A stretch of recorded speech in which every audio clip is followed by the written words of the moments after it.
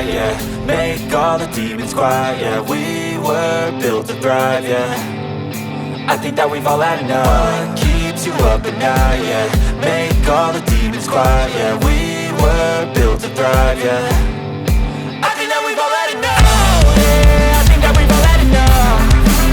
Sick of dealing with the old plan. They know that we're calling it wrong. You got me like, oh yeah, I think that we've all had enough. Sick of dealing with the old plan. They know that we're calling it wrong. Hey, it's too late to try to go contain it. A generation fueled by creation. We live lives on a small screen nation. We control the airwaves, no negotiation. I refuse to think we need saving. Something good will come from creation. And when we think that the world is too anxious, we'll adapt, evolve, survive and save it. What keeps you up at night, yeah.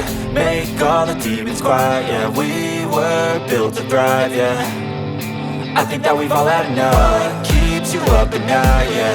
Make all the demons quiet, yeah. We were built to thrive, yeah.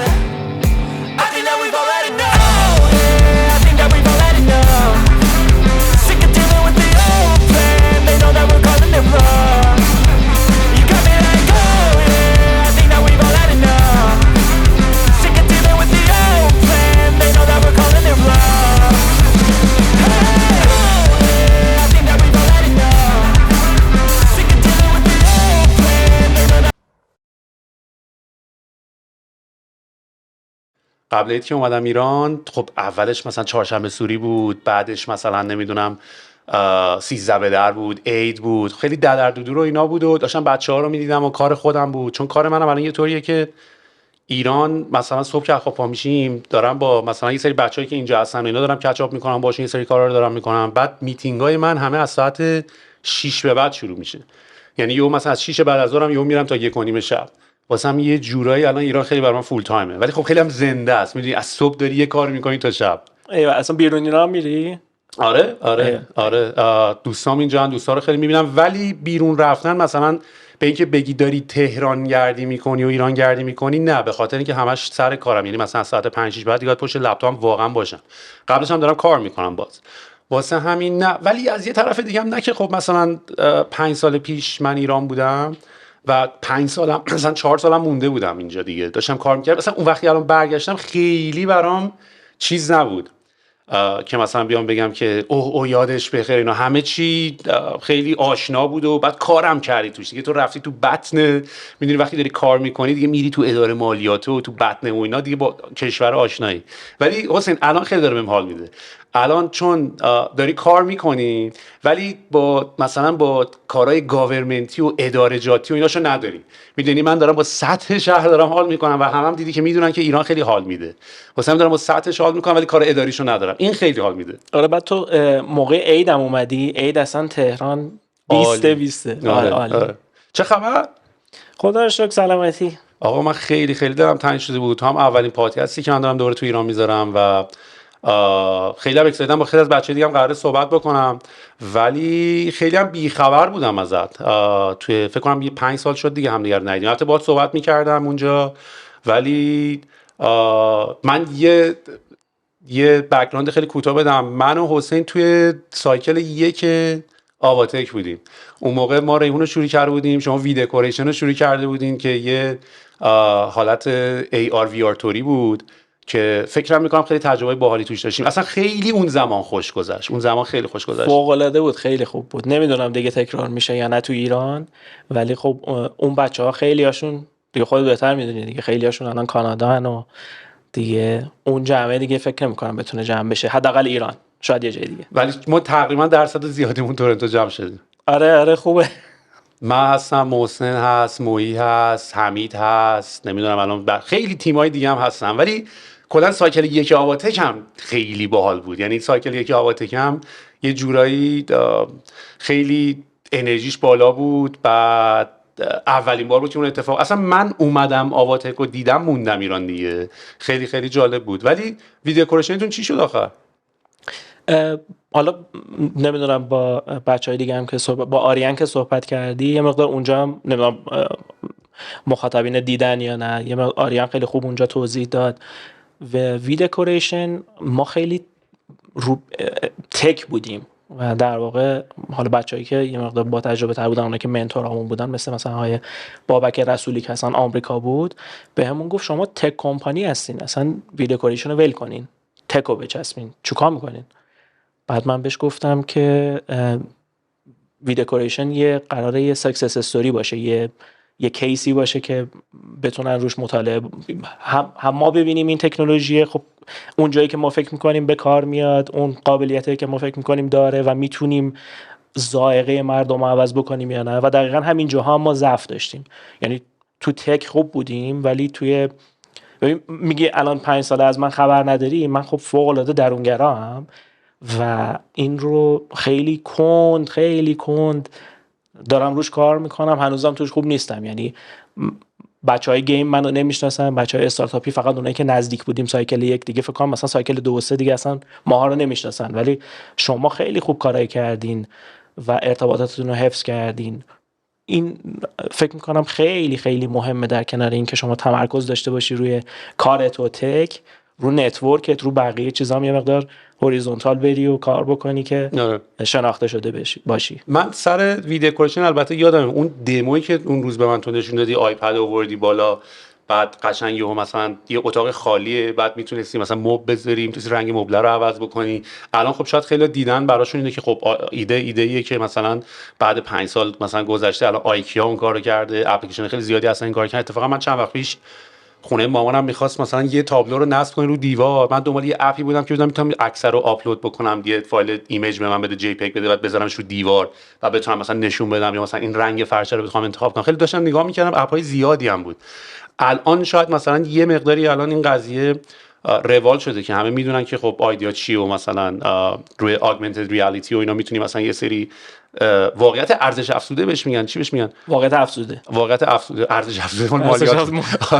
بعد ولی اون زمانی که شما این کار کردین خیلی کار خفنی بود و فکر می‌کنم حتی یه سری لیمیتیشن هایی هم بود، مثلا پروسسینگ پاور و نمیدونم این داستانا که بتونی سریع اونطوری رندر کنی با کوالیتی خیلی بالا و اینا اون موقع نبود، یا لیدار مثلا هنوز نبود که مثلا بخواد فاصله رو بخواد واقعا درست میجر بکنی. نمیدونم با چه تکنولوژی داشتین این کارو می‌کردین اون موقع، ولی من وقتی اونو دیدم واقعا کرکوپرم ریخت. و همون موقع من یاد باشه باهات صحبت کردم، گفتم ببین این خیلی خفنه، من فکر نکنم به درد ایران بخوره انقدر جلوه، میدونی، چون شما هم اینترسته تو تکنولوژی بودین، یعنی تکنولوژیشو دوست داشتین نه بیزنسشو، یعنی جزء اون دسته از ایده هایی بود که تکنولوژیشو پیدا کردیم. همون حرفی که استیو جابز میزد، میگفت یکی از بزرگترین اشتباهایی که آدما میکنن اینه که یه تکنولوژی خیلی باحال پیدا میکنن، بعد سعی میکنن ببینن با اون تکنولوژی چیکار میشه کرد و هیچ وقت از یوز کیس یا اون استفاده یا اون مصرفه نمیاد. یعنی مثلا سامسونگ مثلا تونسته مثلا LCD رو خم بکنه، LED رو، حالا بریم یه گوشی بسازیم که مثلا LED خمشو داشته باشه، بعد هنوز نمیدونیم مثلا کسی LED خمشو میخواد نیاز، ولی چون میشه داریم میکنیم. و من فکر میکنم مثلا شما اگه یادمه اون موقع که مثلا اینو درست کردین رفتین تو فاز این که خب حالا بریم یه مارکت پلیس براش پیدا کنیم، بریم با نیلپر صحبت کنیم، بریم مثلا با آیکیا حتی صحبت بکنیم، یعنی تکنولوژی رو ساخته بودین حالا ببینیم باش میشه چی کار کرد. این درسته، این براش من درست بود، یعنی اینکه تکنولوژی رو پیدا کرده بودیم ولی حالا چی کار باش بکنیم. همون موقعی که ما در واقع منتور داشتیم و به همون توضیح میدادن مشکوک به این قضیه بودیم، همه هم از همون میپرسیدن. نه من چند سال بود داشتم روی این موضوعات کار میکردم. خب من از خیلی سال پیش علاقمند به حوزه گیم و بازی ها و شبیه سازی و این داستان ها بودم و واقعیت مجازی اینا. من داشتم رو تکنولوژی کار میکردم، چند سال بود داشتم کار میکردم. بعد خانوم من اومد به هم گفتش که چیکار میکنی تو هر روز زندان یه دونه مکعب میندازی زمین، یه دونه مکعب میندازی اونور میری عقب میای، چیکار میکنی؟ اگه راست میگی مثلا یه میزی مبلی چیزی بذار من بتونم خونه رو دکور کنم. اصلا ایده خانومم بود. خب و اون موقع هنوز روال نبود این ایده تو دنیا، 5 سال پیش فکر میکنم، یا بود نمونه خارجیش نبود. اون موقعی که ما شروع کردیم اومدیم استارتاپ ویکند شرکت کردیم، استارتاپ ویکند هم خیلی بامزه بود. من اصلا بعضی وقتا احساس میکنم من نمیتونم چیزی که تو ذهنم رو در قالب کلام به افراد بگم، این ضعف منه، هنوزم دارمش. موقعی که رفتیم صحبت کردیم یه دفعه گفتن که استارتاپ ویکند حتما دیدی چه جوریه دیگه، مثلا 100 نفر میان 100 تا ایده میدن، هم الحمدلله تو ایران ایده داریم. گفت صف بکشین و ما چه خیلی جنتلمن رفتیم ته صف، همه دویدن رفتن اول صف و فلان. خب آدما کاغذ دستشونه، ایده هایی که دوست دارن رو مینویسن، تو اول باشی شانست خب بیشتره. خانم من رفت تو 1 دقیقه، یک دقیقه که وقت داری ایدهشو گفت، همین وی دکوریشن بود. بعد از خانم من رفتم بالا من یه ایده بایومکانیکی دادم که حرکات ورزشکارا و اینا رو بتونیم با پردازش تصویر ضبط بکنیم به صورت 3 بعدی. بعد برگردی مثلا ببینی توی اگه قرار شوت بزنی مثلا فالو تو روتو درست ضربه زدی یا نه. بعد تقریبا مطمئنم که خودم هم اگه حرف خودم رو گوش میکردم نمیفهمیدم که ایده چیه. ولی الان هست این ایده همچنان، یعنی توی اپلیکیشن‌های مثلا جیم و اینا بهت نشون میده که، یا حتی تنیس یا حتی مثلا نینتندو وی اصلا شروع کردن که کورکتت میکنن رو موومنت ها و اینا. آره این خب کاربردهای زیادی داره، سالها بود، یعنی از گذشته که مثلا المپیک و اینا بود فیلم برداری میکردن، بعد اینا رو حتی دستی بعضی وقتا متخصص میشه روی استخونا خط میکشید فریم به فریم، اینا رو دستی انجام میدادن، بعد تحلیل میکردن که خب سرعت ضربه چقدر بود. تو بازی گلف، تو NBA، توی المپیک اینا رو تحلیل میکردن. حالا شنا یه مقدار سخت‌تر بود چون تو آب بود. نمیدونم دیدی یا نه، ماها فکر میکنیم این دوربینایی که مثلا با دونده ها میرن فقط به خاطر اون قسمت گزارشش و ایناست. نه، این همزمان این فیلم رو که میره توی یه بانک اطلاعاتی که بعدها حالا به روش‌های مختلف، الان هوش مصنوعی اینا اومده اتوماتیک، حتی اون دیگه دستی انجام نمیشه، تمام استخوان‌ها، حرکات، اینا همه. سوباساینا یه قسمت داشتن خیلی های تک شده بود، یه مربی آورده بودن همشون هدفون داشتن و داشت بررسی میشد، آنالیز میشد. دقیقاً یادمه اونجا سوباسا به این نتیجه رسید که باید غیر قابل پیش بینی باید بازی بکنه تا بتونه اون کامپیوتر رو شکست بده. خلاصه سرت در نیارم، این شد که آره ایده همسرم بود و وی دکوریشن قرار بود اسکیل بشه به از مبلمان و اینا اسکیل بشه به کل دکوراسیون. وی دکوریشن دیگه ادوات دکوراتیو، میز و صندلی و اینا بماند، تلویزیون، یخچال و اینا قرار بود اینتراکتیو بشه، یعنی بتونی باهاشون اینتراکشن داشته باشی، ببینی اینا چجوری سرهم میشه. و بعد ایده این بودش که راهنمای سرهم کردن هم بشه که بعدن ایکیا برای خودش زد. و اون موقع که ما ایده رو شروع کردیم ایکیا هم نبود اگه اشتباه نکنم، ایکیا یه چند وقت بعد اومد و ما حالا اون موقع مزیتی که به خودمون میدادیم این بود که برای ایکیا میتونستی یک مبل مثلا بذاری و ببینی تو محیط. وی دکوریشن تو میتونستی واقعا دکور کنی، یعنی میتونستی مثلا فایل بذاری، میز بذاری، صندلی بذاری، رنگو عوض بکنی و این داستان ها. و خب ما تو تجاری سازیش، توی اون قسمت آپریشنش کم آوردیم. یعنی خب اون موقع، الان هم نادونیم ولی اون موقع نادونتر بودیم، فکر میکردیم که تکو که بسازی خب کانتنت دیگه میسازی. و برگردیم، من همیشه پادکستاتو که میبینم تو یادت میره معرفی کنی، بعد خودت یه دفعه یادت بیاد. آره آخه به خاطر اینی که همیشه قبلش هم یکم با هم شروع کردیم صحبت، یعنی ما سلام علیکم رو کردیم، نمیدونم بغلامون رو کردیم، ولی اتفاقا نکته خیلی جالبی داری میگی برای مخاطبی که داره گوش میکنه. مثلا فکر کنم سوال خیلی زیادی داره، یعنی یکی این که الان عملا دقیقاً وی دکوریشن چی بود، بعد کی شروعش کردیم، تو چه بازه زمانی بود، و اصلا با من سوال خیلی زیاد دارم. مثلا یه سوالی که من همیشه دارم اینه که به هر حال زمانی که شما وی دکوریشن درست کردیم و تونستیم مثلا با اون تکنولوژی شما بیشتر augmented reality بودین تا virtual reality؟ بله ما کاملا augmented reality بودیم. و حالا دوست دارم راجع به تفاوت virtual reality و augmented reality هم یکم مثلا با هم صحبت بکنیم. ولی مثلا یه نکته که خیلی وجود داره اینه که این دسته جزء دسته تکنولوژیایی بود که مثلا خب به خاطر یه سری استیکری که مثلا آیفون و آی او اس و اپل و اینا مثلا درست کرده بودن، اینا میشد که اینا رو بسازی. کی اصلا رفتی یه تکنولوژی جدید یاد بگیری که حالا بخوای روش بیزنس سوار بکنی و بعد یه همچین چیزی رو بسازی؟ بعد فرصت ساختت چقدر بوده؟ که یعنی سوالی که دارم اینه که فکر می‌کنی مثلا اگر نادون بودیم به خاطر بحث تجاری سازیش، آیا بحث زمان هم توش داخل بود؟ یعنی اگه بیشترش زمان میدادیم، مثلا 2 سال دیگه روش میتونستیم کار بکنیم، آیا میتونستیم تجاری سازیش بکنیم؟ چون وقتی بحث بیزنس میشه یه مقداری دیگه شروع باید بکنی ساکریفایس کردن، یعنی دیگه نه اون پرفکشنیسم پروداکت باید بذاری کنار، یکم هم باید از اون کارو بکنی، یکم باید از این کارو بکنی. ولی اصلا حسین معزن چی کار است و وی دکوریشن چی بود و کی این کارو کرد و سرنوشتش چی شد؟ ببین سهیل جان، موقعی که من شروع کردم خب خیلی برمیگرده به عقب. من الان فکر کنم 36 سالمه. من از 7 سالگی پای کامپیوتر بودم و میتونم بگم من به شانس اعتقاد ندارم، ولی بهش میگم اون عواملی که ما نمیدونیم چی هست. من شانس رو این شکلی میشناسم. شانسی که من آوردم اینه که خب اون موقع پدرم خیلی دوست داشت تکنولوژی رو و زود ما رو وارد این حوزه کرد، آشنا شدیم. مثلا من 5-6 سالم بود شروع کردم بازی کردن و من هیچ وقت کنسول نداشتم. الانم کنسول ندارم.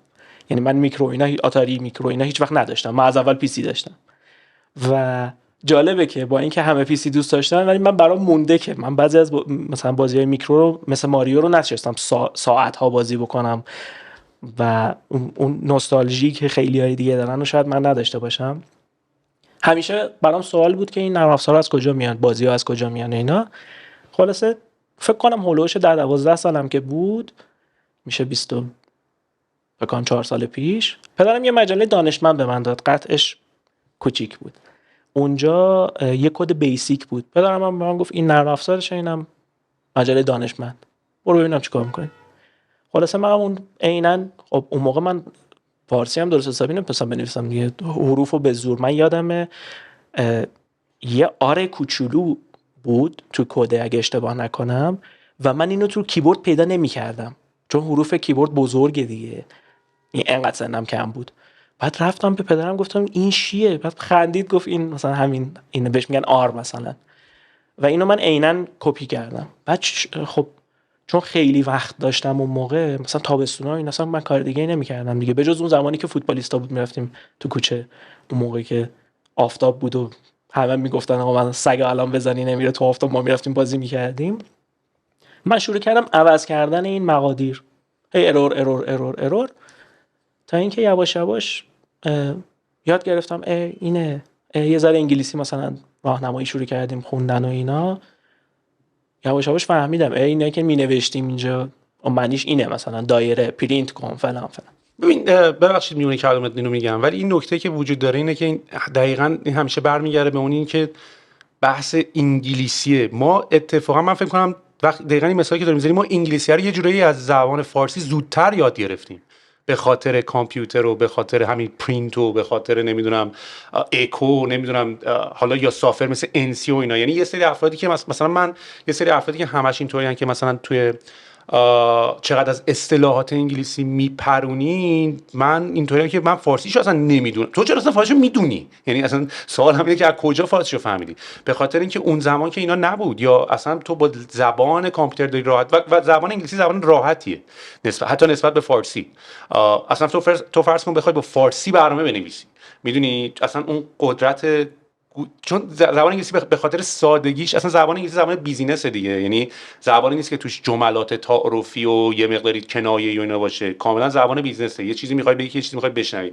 ولی این ترجمه برات به وجود اومد، یعنی انگلیسی خیلی سریعتر، یعنی مثلا کلمه منو و کلمه نمیدونم نویگیشن و نمیدونم اینجور چیزا خیلی سریعتر بر ما جا افتاد تا این الان معادلات فارسیش که الان خیلی‌ها میگن چرا اینقدر انگلیسی حرف میزنید.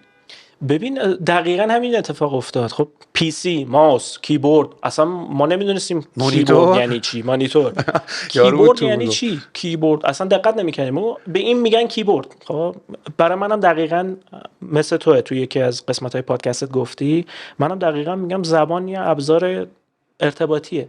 فقط قراره من اون چیزی که تو ذهنم و یه قسمت زیادیشو بتونم بیان کنم بهت برسه. شاید یه زمانی اگه تکنولوژی پیشرفت بکنه، حالا ببینیم این نورالینک ایلان ماسک به کجا میرسه، شاید دیگه ما اصلا حرف نزنیم، فقط تلپاتی داشته باشیم حالا از طریق تکنولوژی. دقیقاً همین شکلی بود. من یادمه کتاب این راهنمای اینترنت هارلی هان رو خوندم و مدت زیادی طول کشید بفهمم قرص گردان منظورش چیه. تو این کتاب ترجمه شده بود. بگو چیه قرص گردان؟ ببین عمرن که نمیتونم حدس بزنم، ولی فکر میکنم تنها چیزی که به ذهنم میاد اون توپ زیر موس میتونه باشه. CDO میگفت یا علی. من وقتی فهمیدم اینو ترجمه کرده، کتابو بستم گذاشتم کنار. از اون موقع شروع کردم انگلیسی خوندن. آخه فارسیش هم اگه بخونی کامپیوتر روشن میکنه زده مثلا let's set up your keyboard. خب تو چجوری خب نمیشه فقط اونو بفهمی اونو نفهمی که. یعنی ما خودمونم که مثلا با کتاب خوندن حالا شاید مثلا بعد از اینکه علاقه‌مند شدیم کتابا رو باز کردیم، ولی هی با ور رفتن دیگه. یعنی من یادمه مثلا من اون موقع که مثلا داس بود و انسی بود و بعدش هم مثلا ویندوز 3 و 1 و اینا اومد، من فکر کنم قسمتی نبود نرفته باشم توش، یعنی ستینگی نبود من توش نرفته باشم. میدونی تو بگم مثلا از دیوایس ستینگز و نمیدونم هر چی تو بگی من رفتم توش. اصلا نمیترسیدیم خراب کنیم، میرفتیم قشنگ آزمون و خطایی میرفتیم. الان اینو تغییر دادم، خب یادم باشه برش گردونم. من یه بازی میکردم به اسم بادی بلوز، از این بازی‌های فایتینگ که دو نفر از بغل میبینی مبارزه میکنن. اینو خیلی دوست داشتم. بعد پدرم هرسش در میومد. این مال خیلی اولاییه که من کامپیوتر داشتم. بعد گفت خاموش کن دیگه. بعد یه دفعه بهم گفتش که گفتم خب من اینو فردا که نیستی تو مثلا تو سر کاری من میخوام بازی کنم. گفت یه بار بهت میگم یاد بگیر.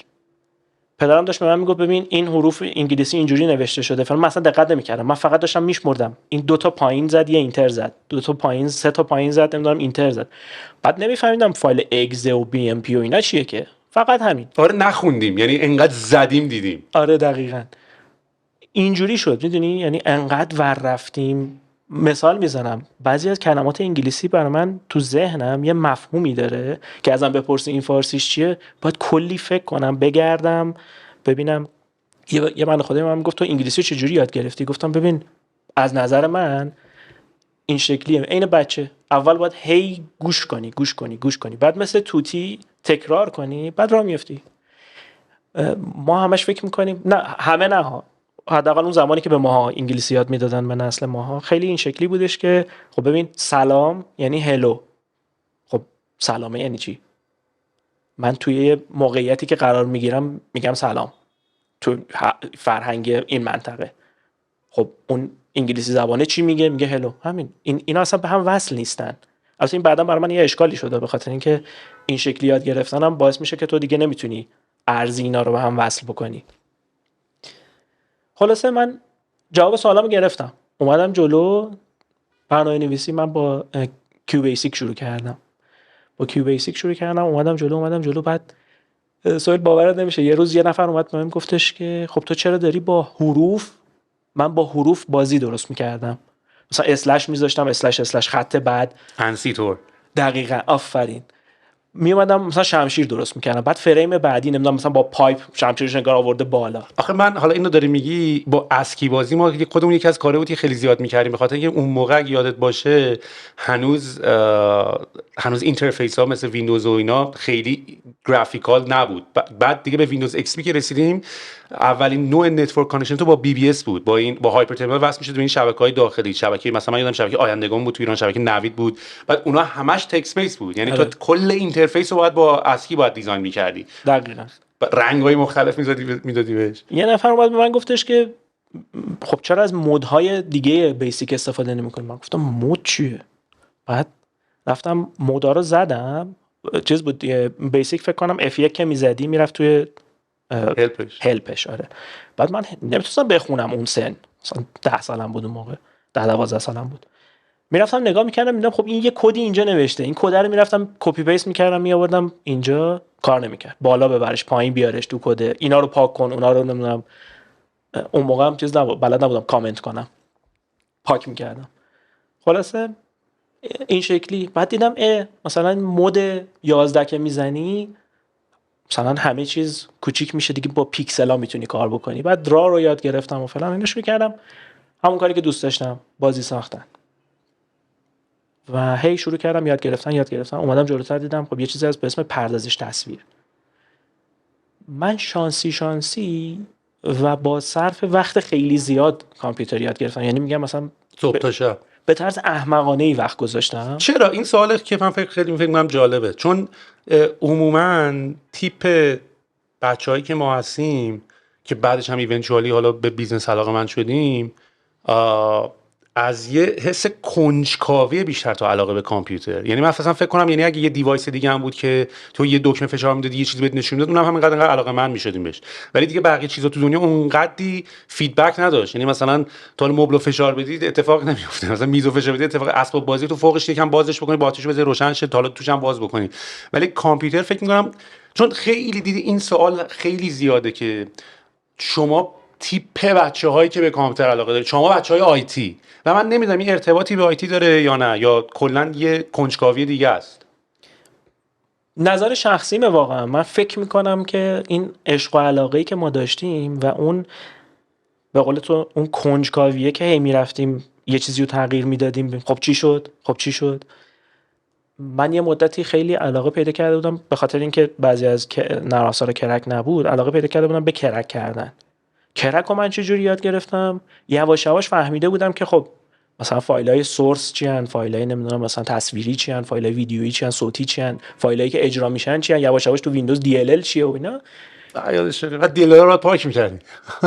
آره میرفتیم ببینیم چی میشه. بعد خب میگم هیچی نمیشد. بعد دفعه بعدی که ری استارت می‌کردی یعنی ویندوز نوشت تازه نوشتش که فلان فایل نات فاوند. بعد اون موقع ویندوز نصب کردن بدبختی داشت دیگه. حالا من نمیدونم من سریال نامبر ویندوز XP الان بعد از حفظ میگم HQ6K2 QPC42 این اول کد سریال مایکروسافت ویندوز بود که انقدر زده بودم. بعد اصلا من دیگه بهت دارم میگم، بعد خود ویندوز همین که داری میگی، یعنی منم خودم تمام این داستانی که تو داری میگی یعنی دونه دونه الان داره برای من. اصلا حتی براوزر که داری میبینی دکمه بک در اصل یه فایل مثلا جی پگی بوده، تو اون فایل میرفتی پیدا میکردی.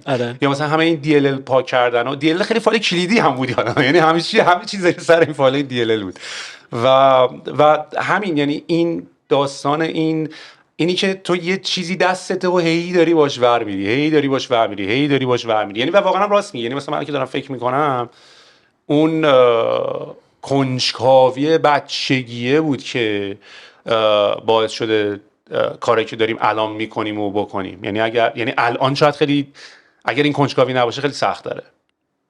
فکر میکنم اون کنجکاوی بود که ما رو پیش میبرد. یعنی اصلا واقعا باید میکندنمون از پشت کامپیوتر. بعد من خیلی عجیب غریب میشستم این تصاویری که میگه مثلا باید 90 درجه بشینی، دستات اینجوری باشه و فلان اینا، بعد تاش نوشته من چه جوری میشینم، کمری زمین پاش بالاست. من قشنگ اونجوری بودم واقعا.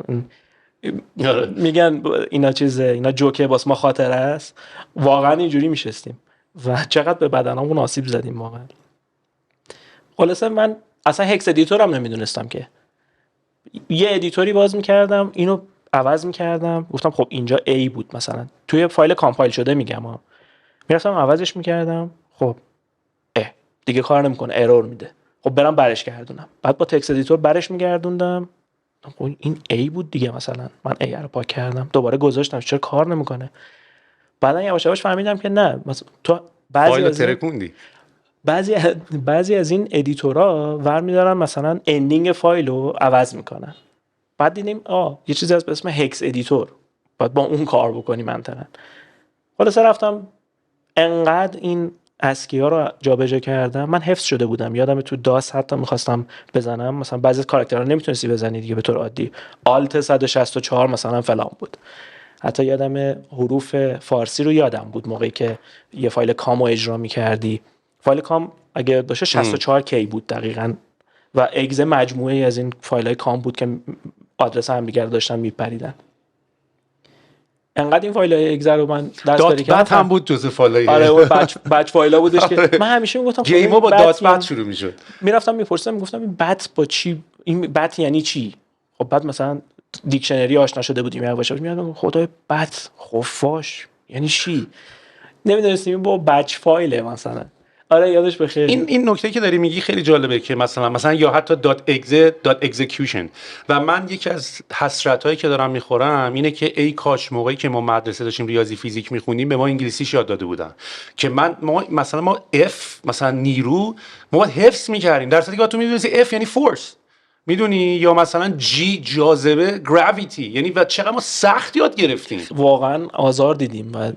من اصلا اون دورانی که خوندم درست حسابی نفهمیدم چیه. بعدن که خودم رفتم مثلا فیزیک هالیدی اینا رو انگلیسی خوندم فهمیدم F مساوی مثلا MA، اون فورس، این مس، این اکسلریشن، اینا اون داته وسطش خب اصلا دات پروداکت یعنی چی، همه اینا رو ما حفظ کردیم، همه رو حفظ می‌کردیم و آموزشمون حافظه محور بود. منم حافظه‌ام زیاد خوب نبود، چیزایی که دوست نداشتم و حفظ نمی‌کردم.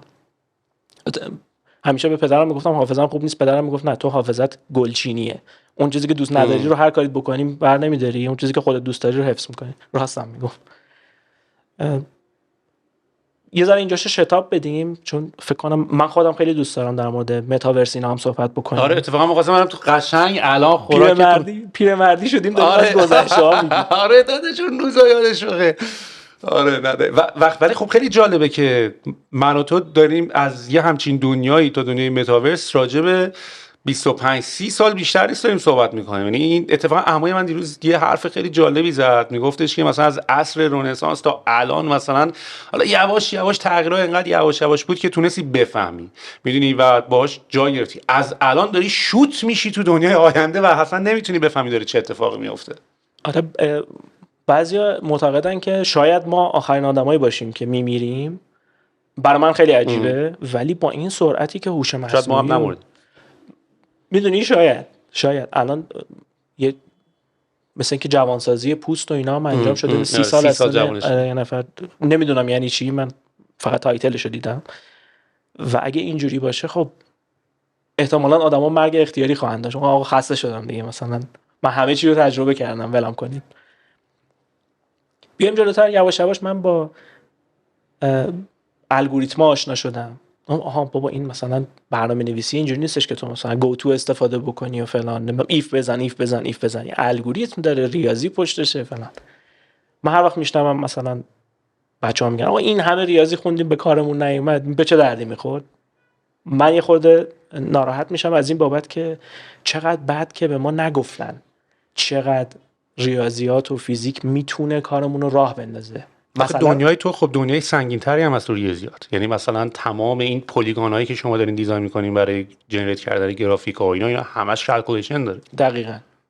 حالا یه موضوعی وجود داره، امروز یه عالمه انجین وجود داره تو کار شما که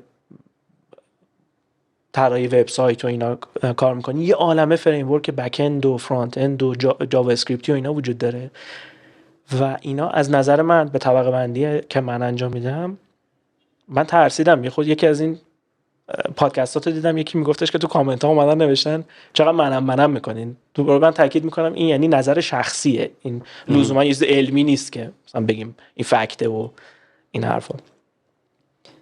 برای من آدم‌ها 3 دسته شدن تو حوزه کاریمون. گفتم اونایی که آکادمیک خوندن، اصولا ریاضی فیزیکاشون خیلی قویه، ریاضیاتشون، آمارشون اینا خیلی قویه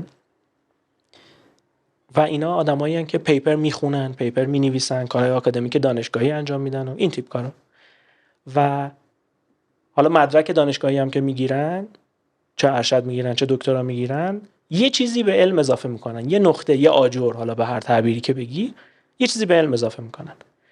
دسته دوم اونایی هستن که مهندسی میدونن، مهندسی نرم افزار و این بچه‌ها کسایی هستن که میان الگوریتمایی که تو دانشگاه‌ها، توی مراکز مختلف، حالا شرکت‌های پیشتاز و اینا اومده یا SDK شده یا API شده رو استفاده میکنن یا میان الگوریتم‌ها رو ایمپلمنت میکنن.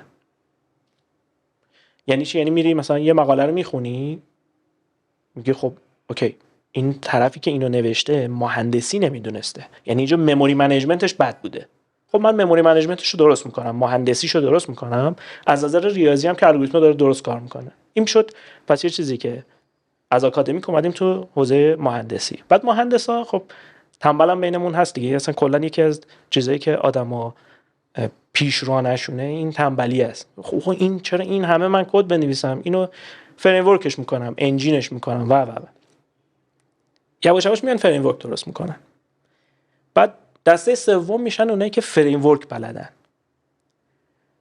تو ذهن من این شکلی شد که اون آدمایی که آکادمیکن صرفن اینا ورتیکال دارن یاد میگیرن، تو عمقن، حالا یا ارتفاع در نظر بگیری، اینا خیلی عمیق میرن مسائل رو میخونن. اونایی که فقط فریم ورک کار میکنن هوریزونتالی هن. یعنی همش باید برن یاد بگیرن. این یکی نمیدونم دپریکیت شد، این یکی جدید اومد، نمیدونم ویو جی اس اومد، ریاکت اومد، سوئیچ کنیم، الان بازار این خوبه، بازار اون خوبه. این سه تا حوزه. بعد من نگاه کردم دیدم فرق اونایی که ماشین دنده رانندگی میکنن با ماشین اتوماتیک به نوعی آفرین. چون اونی که ماشین دنده داره کار میکنه اگه ماشینش خراب بشه میتونه بره کاپوتو بزنه بالا و یه دستی بکشه و میدونه چه جوری ساز و کار چیه، فاندامنتالز رو بلده. ولی اونی که ماشین دندش خراب بشه دیگه چی باید زنگ بزنه بیا ماشین رو ببرن دیگه. قدیما میگفتن طرف از کاربرات میره از اگزوز میاد بیرون. آره دقیقاً همینطوره. یه فکر کن حالا مثلا این نمودار سه بعدیه، بعد سومش هم مثلا فرض کن مهندسیه. باز صرف این که تو مهندس باشی هم کافی نیست. من نگاه کردم دیدم مساحت یا حجم آدما مهمه.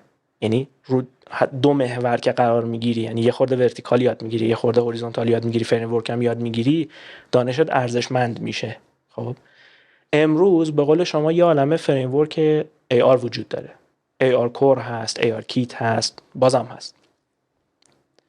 تفاوتش چیه؟ تفاوتش اینجاست که اونی که ریاضی میدونه، اونی که انتگرال میدونه، مشتق میدونه این فریم ورک داره چیکار میکنه و اگه این فریم ورک تو شب انقدر جواب میده به این دلیله.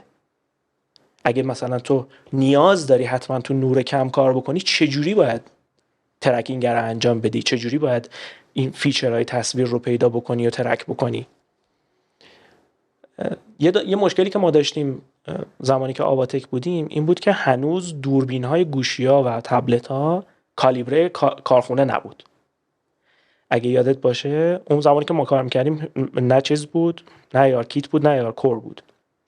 2015 فکر کنم تازه AR کیت اومد که فکر کنم 2-3 روز قبلش هم AR کور یه نسخه بتایی یه همچین چیزی داد، پریویو داد ببخشید.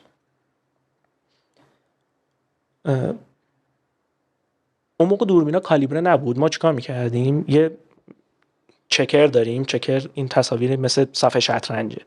اینا رو ما میدونستیم دقیقاً مثلا هر مربع چند در چنده، چند سانت در چند سانته و برابر بود زلاش.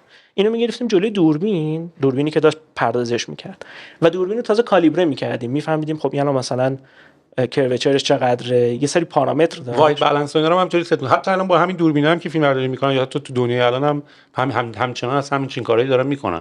حتی نمیدونم حالا الان شاید با سافر خیلی دارن این کارو میکنن، ولی الان خیلی چیز میکنن دیگه، کارخونه کالیبره میکنن، راحت میکنن طرف رو. ولی اون زمانی که نبود ما مجبور بودیم این کارو بکنیم که اسکیل و مقیاس رو بفهمیم. و قبل از این یه روش دیگه ای بود، NFT بود اسمش، Natural Feature Tracking. این NFT Non Fungible Token نه، مال کریپتوکارنسی نه. اون Natural Feature Tracking شما یه مارکر میذاشتی، این مارکر از قبل فیچراشو اکسترکت کرده بودی، میدونستی همش تو تصویر دنبالش میگشتی، هر وقت میدیدیش مثلا این یه تریگر بود، میگفتی خب این مدل سه بعدی رو مثلا بذار اینجا. عرضم به خدمتت که آره این قسمت خوندن عمیقه، اون قسمت آکادمیکش برای من هم لذت بخش بود، هم یه دانش عمیق نسبت به اینکه خب این فریم ورک‌ها دارن چیکار میکنن برای بعدها. اون زمانی که نبود که ما خودمون داشتیم تلاش میکردیم خودمون بنویسیم.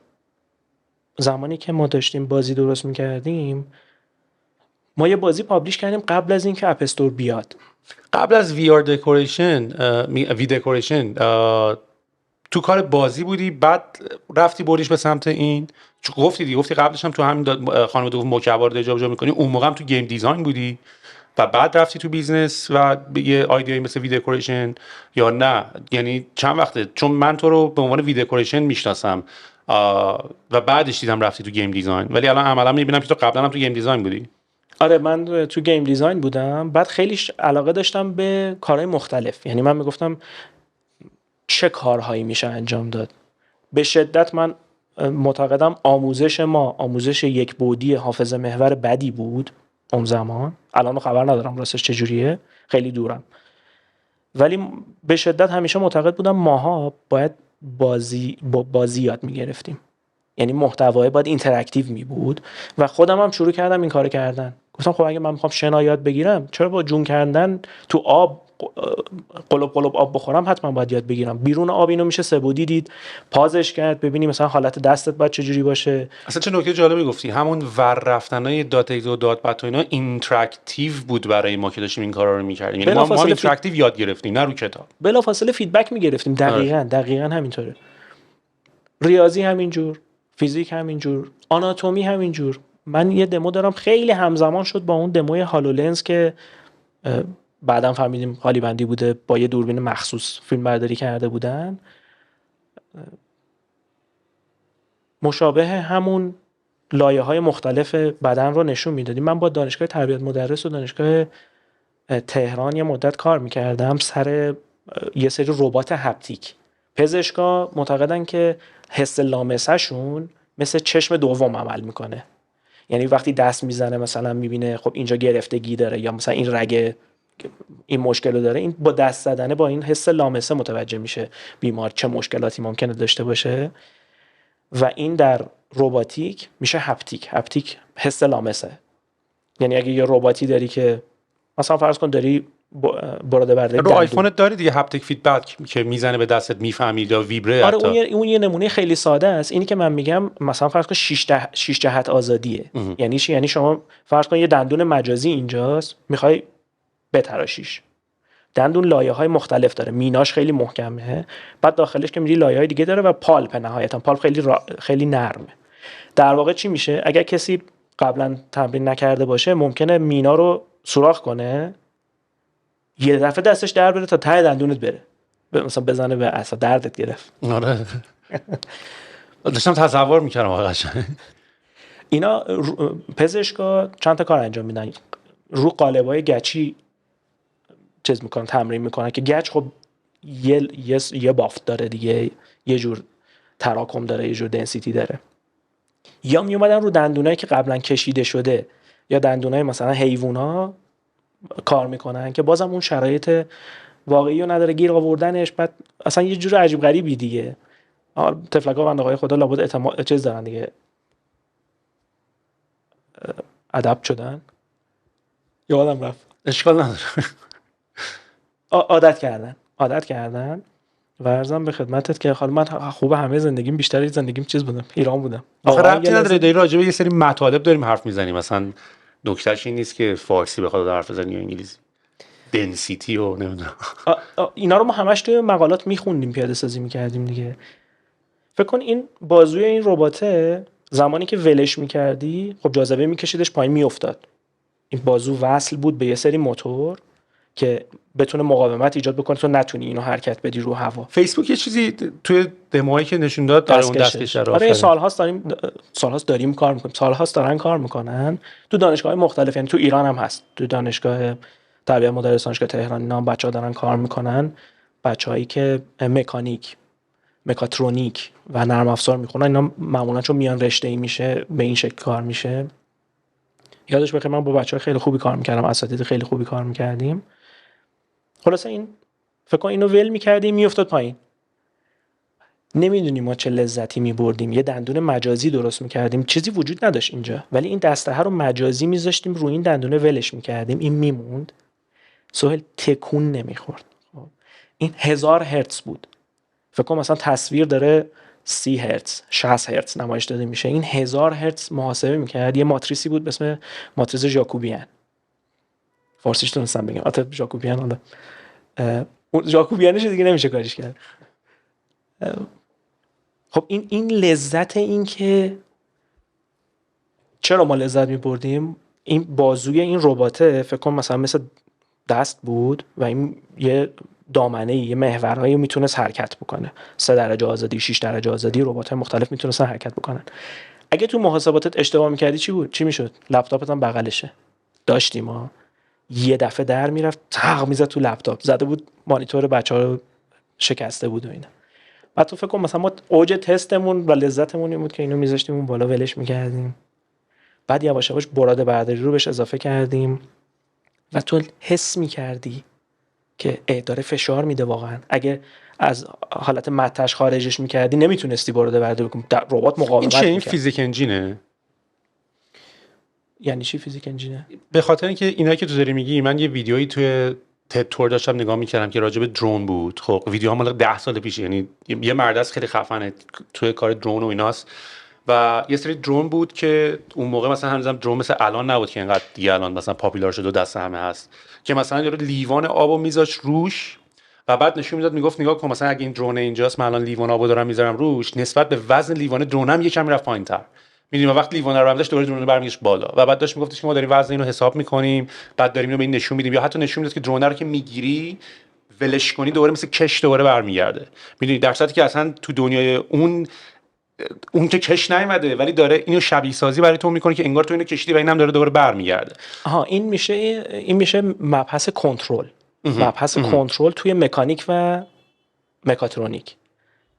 این دیگه خیلی تخصصیه، اون قسمتایی که بچهای مکانیک و دانشجوهای حتی مکانیک نشون میداد لیوان آبو میذاشت درونه شروع میکرد اینطوری کج رفتن و آب نمیریخت و میگفت ما تمام اینو داریم کلکولیت میکنیم، یعنی کاملا پردیکشن اینه که ما میدونیم تو چه پوزیشنی قرار میگیره، سریع اون کارو انجام میده و درونه همه کاری میکرد. دقیقاً همینه. الان این ربات‌های مثلا ربات آسیموی هوندا که حالا بازنشستم شد، یا ربات سورنا ایران، من ربات سورنا ربات نسخه 3 رو دانشگاه تهران از نزدیک دیدم. هستیم در اندازه مثلا کاری که داره توی، حالا نه در حد هاردور باستون داینامیکس ولی از نظر سافت‌ور کاری که تو ایران دارن میکنن در اون اندازه است. ببین به لحاظ دانشی بالاخره دانشش هست توی هست که میگیرن دیگه. اینجوری هم نیستش که من خیلی واژه بومی سازی رو متوجه نمیشم. منم نمیشه. من میگم تو اگه میخوای یه کاری بکنی برای انسان‌ها داری انجام میدی دیگه، خب چه فرقی میکنه ملیتش چیه؟ حتی لوکالایز کردن شاید مثلا از نظر بیزینسی معنی میده ها. این درسته. مثلا مکدونالد تو چین شبیه مکدونالد جای دیگه نیست. مثلا سیستم عامل بومی یعنی چی؟ اگه تو یه سیستم عامل داری مثلا فرض کن اضافه کاریه. آره یه اضافه کاریه. مثلا ما از بیس بشینیم حالا یه لینوکس فارسی بنویسیم، خب من متوجهش نمیشم. میتونم تبیین کنم و میتونم یه چیزی بیان کنم، مثلا بگم آره خب ما یه زمانی خودمون امپراتوری بزرگی بودیم، چه معنی داره مثلا زبان بین‌المللی انگلیسی باشه؟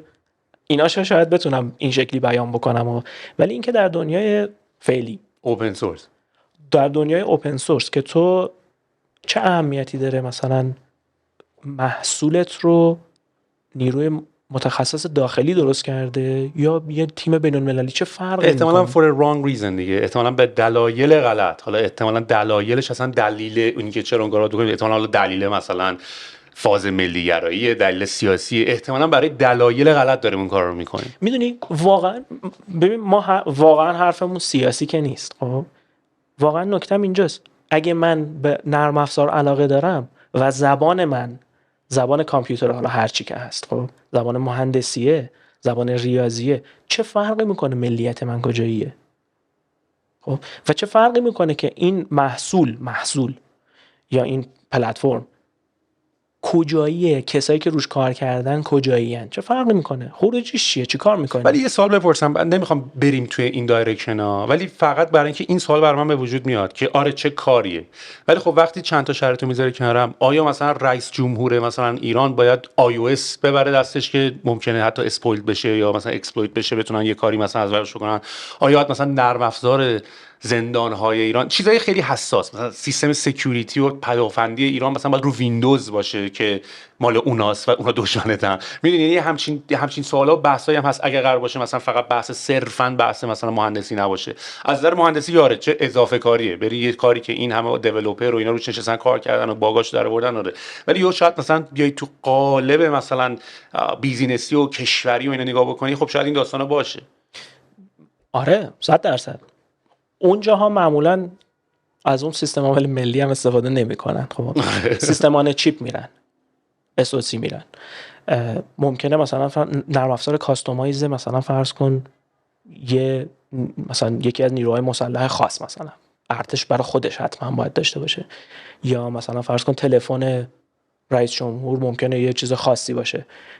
این پروتکل‌ها رو من نمیدونم. خب شاید اون ورش هم خودش رو اپل آیفون نیست مثلا، میدونی اون موقع یعنی فکر کنم این تلفنایی که خوشون استفاده میکنن، حالا یه بلک بری تو اون موقع یادم اوباما خیلی داشت معروف بود، ولی یه تلفنی سکیور فوق العاده چیز دیگه عجیب غریب دیگه دارن، فکر کنم سیسکو پروواید میکنه.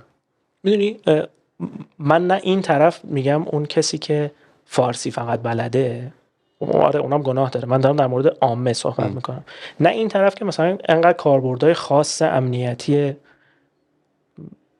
آره اونجاها حق دارن، هر کسی هر کشوری میتونه برای خودش بنویسه، حتما هم مینویسن، من خبر ندارم. نرم افزار شبیه ساز خودشون رو دارن. این هست.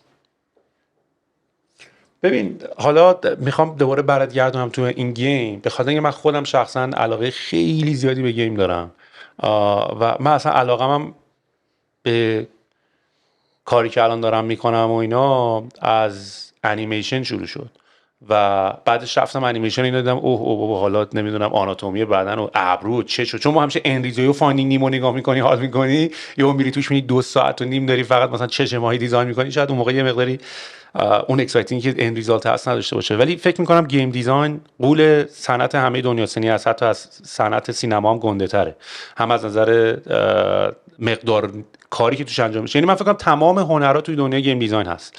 یعنی تو دوبلاژ رو داری، طراحی صحنه داری، داستان و استوری تلینگ داری، یعنی همه کاری که تو فیلم که باید بکنی که هیچ، بعد تازه مثلا فیزیک قضیه رو باید بیاری، نمیدونم خیلی، یعنی فکر کنم تمام هنرها فکر کنم هست. یعنی فکر کنم هیچ هنری نباشه که موزیک هست، نمیدونم طراحی لباس هست، طراحی تمام شهر هست، هر چی بگی هست و بزرگترین صنعت دنیا هم هست. و من واقعا مثلا عشق میکنم مثلا من با اپیک گیمز و رایت گیمز. یعنی من که اصلا 24 تو بلاگ رایت گیمزم، یعنی خیلی بلاگ اکتیوی هم داره، نمیدونم رایت گیمز اصلا بلاگشو دیدی یا مثلا لیگ اف لجند و اینا رو ساختن. آره. و خیلی بلاگ انجینیرینگ اورینتدی هم داره، یعنی مثلا تیم گیم تیم مثلا ساوند دیزاین اومده مثلا پروسس صدای اجدا درست کردن مثلا داره نشون میده که مثلا یارو خود اول میاد یه اره با صدای خودش میکنه، بعد چه جوری این صدا رو تو فیلتر و پروسس های مختلف به صدای اجدا تبدیل میکنه. یا مثلا اومدن مثلا طراحی لباس مثلا هیرویی که داره میدوه، بافت لباسه چطوریه و تکسچر چجوریه و وقتی تو باد میدوه با چه سرعتی، یعنی همه اونا توش هستن. و من واقعا مثلا یکی از رویاهام اینه که برم کمپس مثلا رایت گیمز یه چرخی بزنم، میدونی. ولی علاقه شدیدم هم به اینه که برم تو گیم دیزاین. من فکر کنم اتفاقی که برای ماها افتاد که افتادیم توی به قول تو داستان وب و اینا این بود که خب قبلا تو باید اینا که کامپایل میشد باید میرفت رو سی دی و بعد دیستریبیوت میشد، یعنی این براوزرش فقط یه کامپایلری شد که ما تونستیم از طریق این میدیم خیلی سریعتر با حالا مثلا با شاید با وبسایت و اپ پروداکت و دیزاین و اینا میتونستیم باهاش صحبت بکنیم. ولی الان یواش یواش دوباره داره از همین براوزر داره گیم میاد بیرون، یکم ریچ تر شده، تکست داره میاد روش، فلش رو کشتن ولی یکم افتادیم عقب، میدونی. ولی چون واقعا یکم اینترنت زمان فلش خیلی ریچ بود، میدونی، خیلی انیمیتد بود، خیلی گیم داشت، خیلی کار عجیب غریب میتونستی بکنی با اکشن اسکریپت و اینا. ولی الان یهو دوباره بورینگ شد وب یکم، میدونی، یعنی هنوز طول میکشه تا دوباره یه وبسایت عجیب غریب مثلا مشتی اونطوری ببینیم. ولی من فکر میکنم گیم واقعا خیلی الان بحث گنده تری هم هست. یعنی به متاورس هم که برسیم دیگه اصلا گیمه دیگه فقط هم گیم اینترتینمنت نیست دیگه، رسما داری میری دنیای مجازی رو دیزاین بکنی. من ماتریکس ریزرکشن رو دیدی یا نه آخریشو که عملا هم کیانو ریوز توش نقش اوارد وینر یه گیم دیزاین رو داره که یه بازی ساخته به اسم ماتریکس و حالا اونم خیلی بحث مفصلیه. ولی فکر میکنم گیم دیزاین ممکنه به عنوان یه ژانر مثلا بگی که فقط مثلا بازی ساختنه، ولی یه جوری داری لایف و زندگی میسازی، میدونی، خیلی چیز عجیب و گنده ایه. یعنی من فکر کنم بالاترین ریسپکت قضیه رو گیم دیزاینرها دارن. دیدی مثلا هر کسی از زاویه دید خودش برمیگرده میگه مثلا میگه خدا هنرمنده. خب این ماهی‌ها رو ببین چه جوری نقاشی کرده، هنرمنده دیگه. نه خدا شاعره، خدا مثلا موسیقی بلده، خدا مثلا ببین ما فلوت میزنیم بادو ببین میپیشه توی نمیدونم برگ و فلان. من خیلی طبع شاعری هم ندارم الان. خوب اومدی ولی آنالیزش خوب اومدی. احتمالاً در اجدادمون بوده. بعد خب ماها هم خدا رو گیم دیزاینر میبینیم. البته بین علما اختلافه، ما از یه طیف چیزی، از یه طیف این شکلی که خدا گیم دیزاینره ولی خیلی گیم دیزاینر بدیه، این همجوری آفریده ول کرده. یا شاید تئوری گیم دیزاین که اصلا نیاز به خالق هم نداشته باشی تو اِوولوشن. آره اون بحث هم هست. اونم آخه 2 تا طیف داره. ببین ما آدمایی داریم که میگن 0% امکان داره، قطعی میگه 0% امکان داره خدا وجود داشته باشه. آدم هم داریم میگه 100% خدا وجود داره. این وسط هم آدمایی هستن. خب من یکی از دوستانم هستش که تقریبا میشه گفت اگناستیکه نسبت به این موضوعات، خودش هم شک داره که ایتیست حساب میشه یا نه. میگه که ببین این عالم ممکنه کاملا بر اساس تصادف وجود داشته باشه، به وجود اومده باشه، بیگ بنگ و غیره و غیره. میگم که آره راست میگی. میگم خب برای تو احتمالش چه شکلیه؟ میگه ببین برای من احتمال وجود خدا 50-50 هم نیست. من هم آدمیم که در چارچوب علمی مسائل رو بررسی میکنم، اصلا موضوع خدا در چارچوب علم قرار نمیگیره. داره راست میگه ها. خب علم اصلا راهی نداره که بتونه این مسئله رو اثبات یا رد بکنه، اصلا بررسیش نمیکنه. مثل اینه که مثلا ما بخوایم با خطکش شدت نور رو اندازه بگیریم، برای اون کار نیست، اصلا نمیتونه. من خودم دیدم نسبت به این موضوع جالبه. من میگم یه اپسیلون ممکنه این تاسه یه جوری افتاده، این عالم به وجود اومده، ماها هم به وجود اومدیم و مثل این قضیه بازی ریاضی کانوی که خودش هم چند وقت پیش از دنیا رفت، این ریاضی دانه، همیشه با دوستامون صحبت میکنیم میگیم این الان دو حالت داره، یا خودش میدونه الان دنیایی وجود داره یا نه، یا هیچی نیست تموم شد دیگه. از نظر ریاضی ممکنه، آره از نظر ریاضی ممکنه یه شامپانزه رو بذاری شکسپیر رو تایپ بکنه. آره. حالا این نکته خیلی جالبی داری میگی. دیروز سم آلتمن این ورژن جدید دال-ای 2 که تایپ میکنی توصیف میکنی. آره و یه حرف خیلی جالب، یه بلاگ دیروز نوشته بود، ریلیز کرده بود، خیلی من خوندم، خیلی برام جالب بود. زده بود که با روی AI و آرتفیشال اینتلیجنس و هوش مصنوعی و اینا فکر می‌کردیم که روند پیشرفت آرتفیشال اینتلیجنس اینطوریه که اول یه سری کارهای یدی و کارهای فیزیکی رو از آدما میگیریم، بعد یه مقداری مثلا اینتלקچوال تر میشه، یه سری دیتا و اینسایت بهت میدیم و بعد شروع میشه مثلا یه سری کارهای مثلا حالا تکراری رو انجام دادن و افیشنت تر انجام دادن و بعد یواش یواش میرسه به کارهایی که انسان ها فقط میتونن بکنن، مثل هنر، مثل شاعر، مثل کارهای کریتیویتی، یعنی زبون کارهای خلاقیت رو توی لدر آخر طراحی کرده بودن، فرض کرده بودن که زمانی که AI داره همینطوری بهتر و بهتر میشه یواش یواش میرسه به اون داستان مثلا خلاقیت. ولی دیروز مثلا سم آلتمن تو بلاگش نوشته بود که ولی عملا این اتفاق داره برعکس میفته. چیزی که فکر می‌کردیم AI در آخر بهش میرسه مثل کریتیویتی و مانیفستیشن و اینا، اول داره اون اتفاق داره میفته. یعنی اول داری الان تو، چون واقعا نمیدونم دالی رو دیدی، مثلا بهش میگی 2 تا میمون بکش تو بهشت، دارن پینگ پونگ بازی. آره بعد یه چیزی میکشه که واقعا مثلا نشه اون NFT خودش، یعنی واقعا تابلو خفنی که باید بزنی به دیواره. و یهو اینجوری بود که ما همش فکر می‌کردیم که تمام این حداقل انسان میمونه برای موسیقی و اینا، ولی الان تو اون کارا رو خیلی راحت‌تر میتونن که اونم به قول معروف الگوریتمه. این موضوع هوش مصنوعی رو خیلی میشه آرگیو کرد. خب همه کاربرداشو کاری نه، کاربرداش فوق‌العاده است، من از اون بابت خیلی دوستش دارم، ولی تا GAI نرسیدیم این هوش هنوز ابلهه به اسکیل GAI ها. یه دفعه با یکی از دوستا شوخی میکردم، میگفتم که بیا بریم تو اکسل، بیا یه چارت بکشیم، مثلا عددا رو همه رو میذاریم 4 5 6 3 عددا نزدیک هم. بعد میگفتم ببین تو سوتی که دادی، ببین نمودار ماها رو چیکار میکنه، سوتی تو 1000 رو زدم هممون خط شدیم. موقعی که بحث GAI رو میاری، این AI که الان ما داریم باشون کار میکنیم و واقعا جالبن، هر روزم داره شتاب پیدا میکنه. چرا؟ چون هم سخت افزار داره پیشرفت میکنه. جنسن هوانگ آره فکر کنم اگه اسمش اشتباه نگم، مدیر عامل انویدیا، آدم زرنگی. انگار چند سال انویدیا متوجه شده که این قانون مور بالاخره به سی پی یو که خورد به جی پی یو هم میخوره. شروع کرد حواشیشو، شروع کرد کاربرداشو زیاد کرد، هوش مصنوعی، کلاود و ری تریسینگ رو اضافه کردن و اینا. بابا اصلا بحث این که پروسسینگ هیوی بودنش از سی پی یو افتاد رو جی پی یو، الان تمام این ماینرهای بیت کوین اینا مال انویدیاس همه با کارت گرافیک دارن ماین میکنن.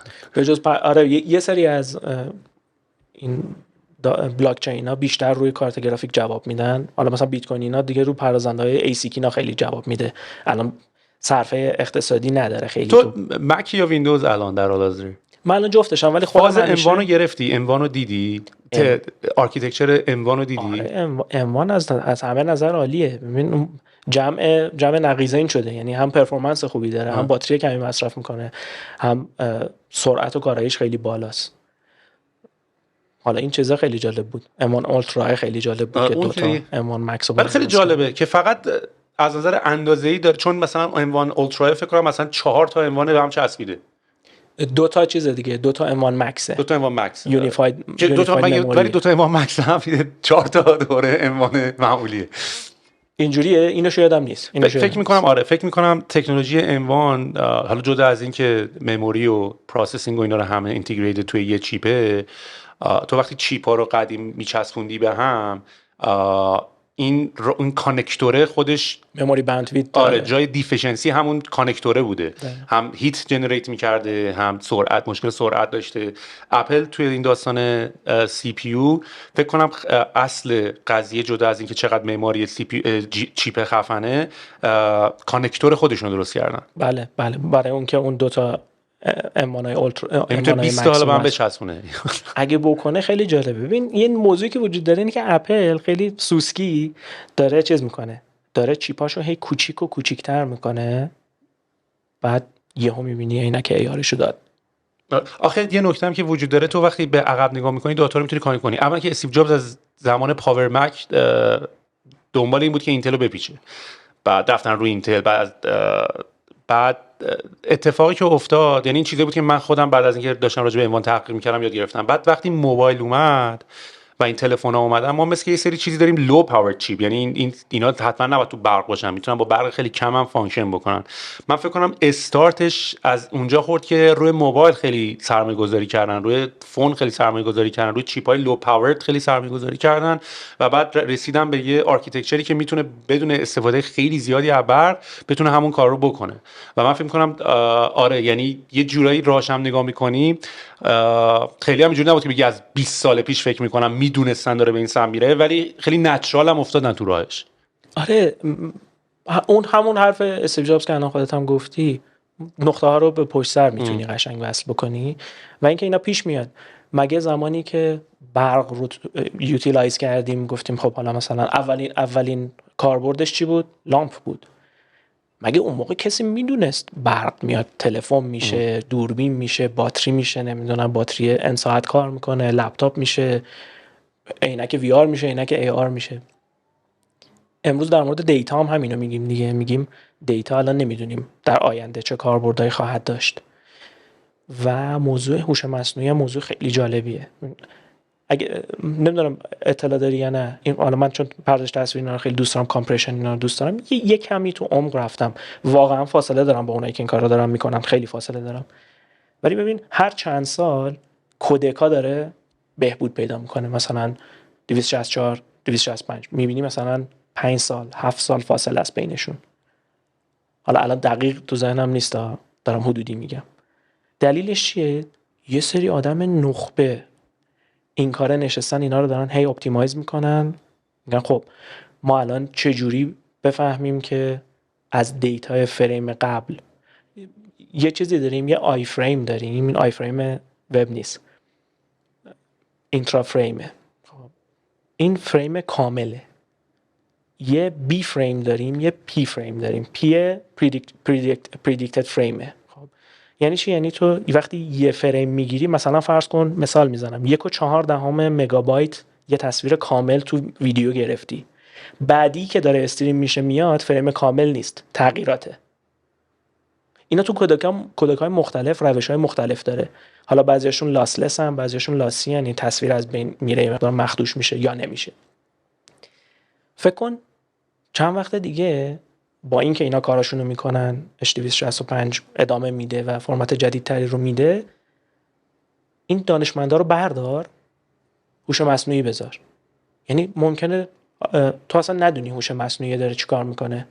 اونجا فیلم تو یه جوری برات کامپرس میکنه، اونورم یه جوری دی کامپرس میکنه، اصلا لاسلس و خیلی هم من اصلا تو همین نمیدونم با اوپن ای آی بود یا نه، ولی نه اوپن ای آی نبود.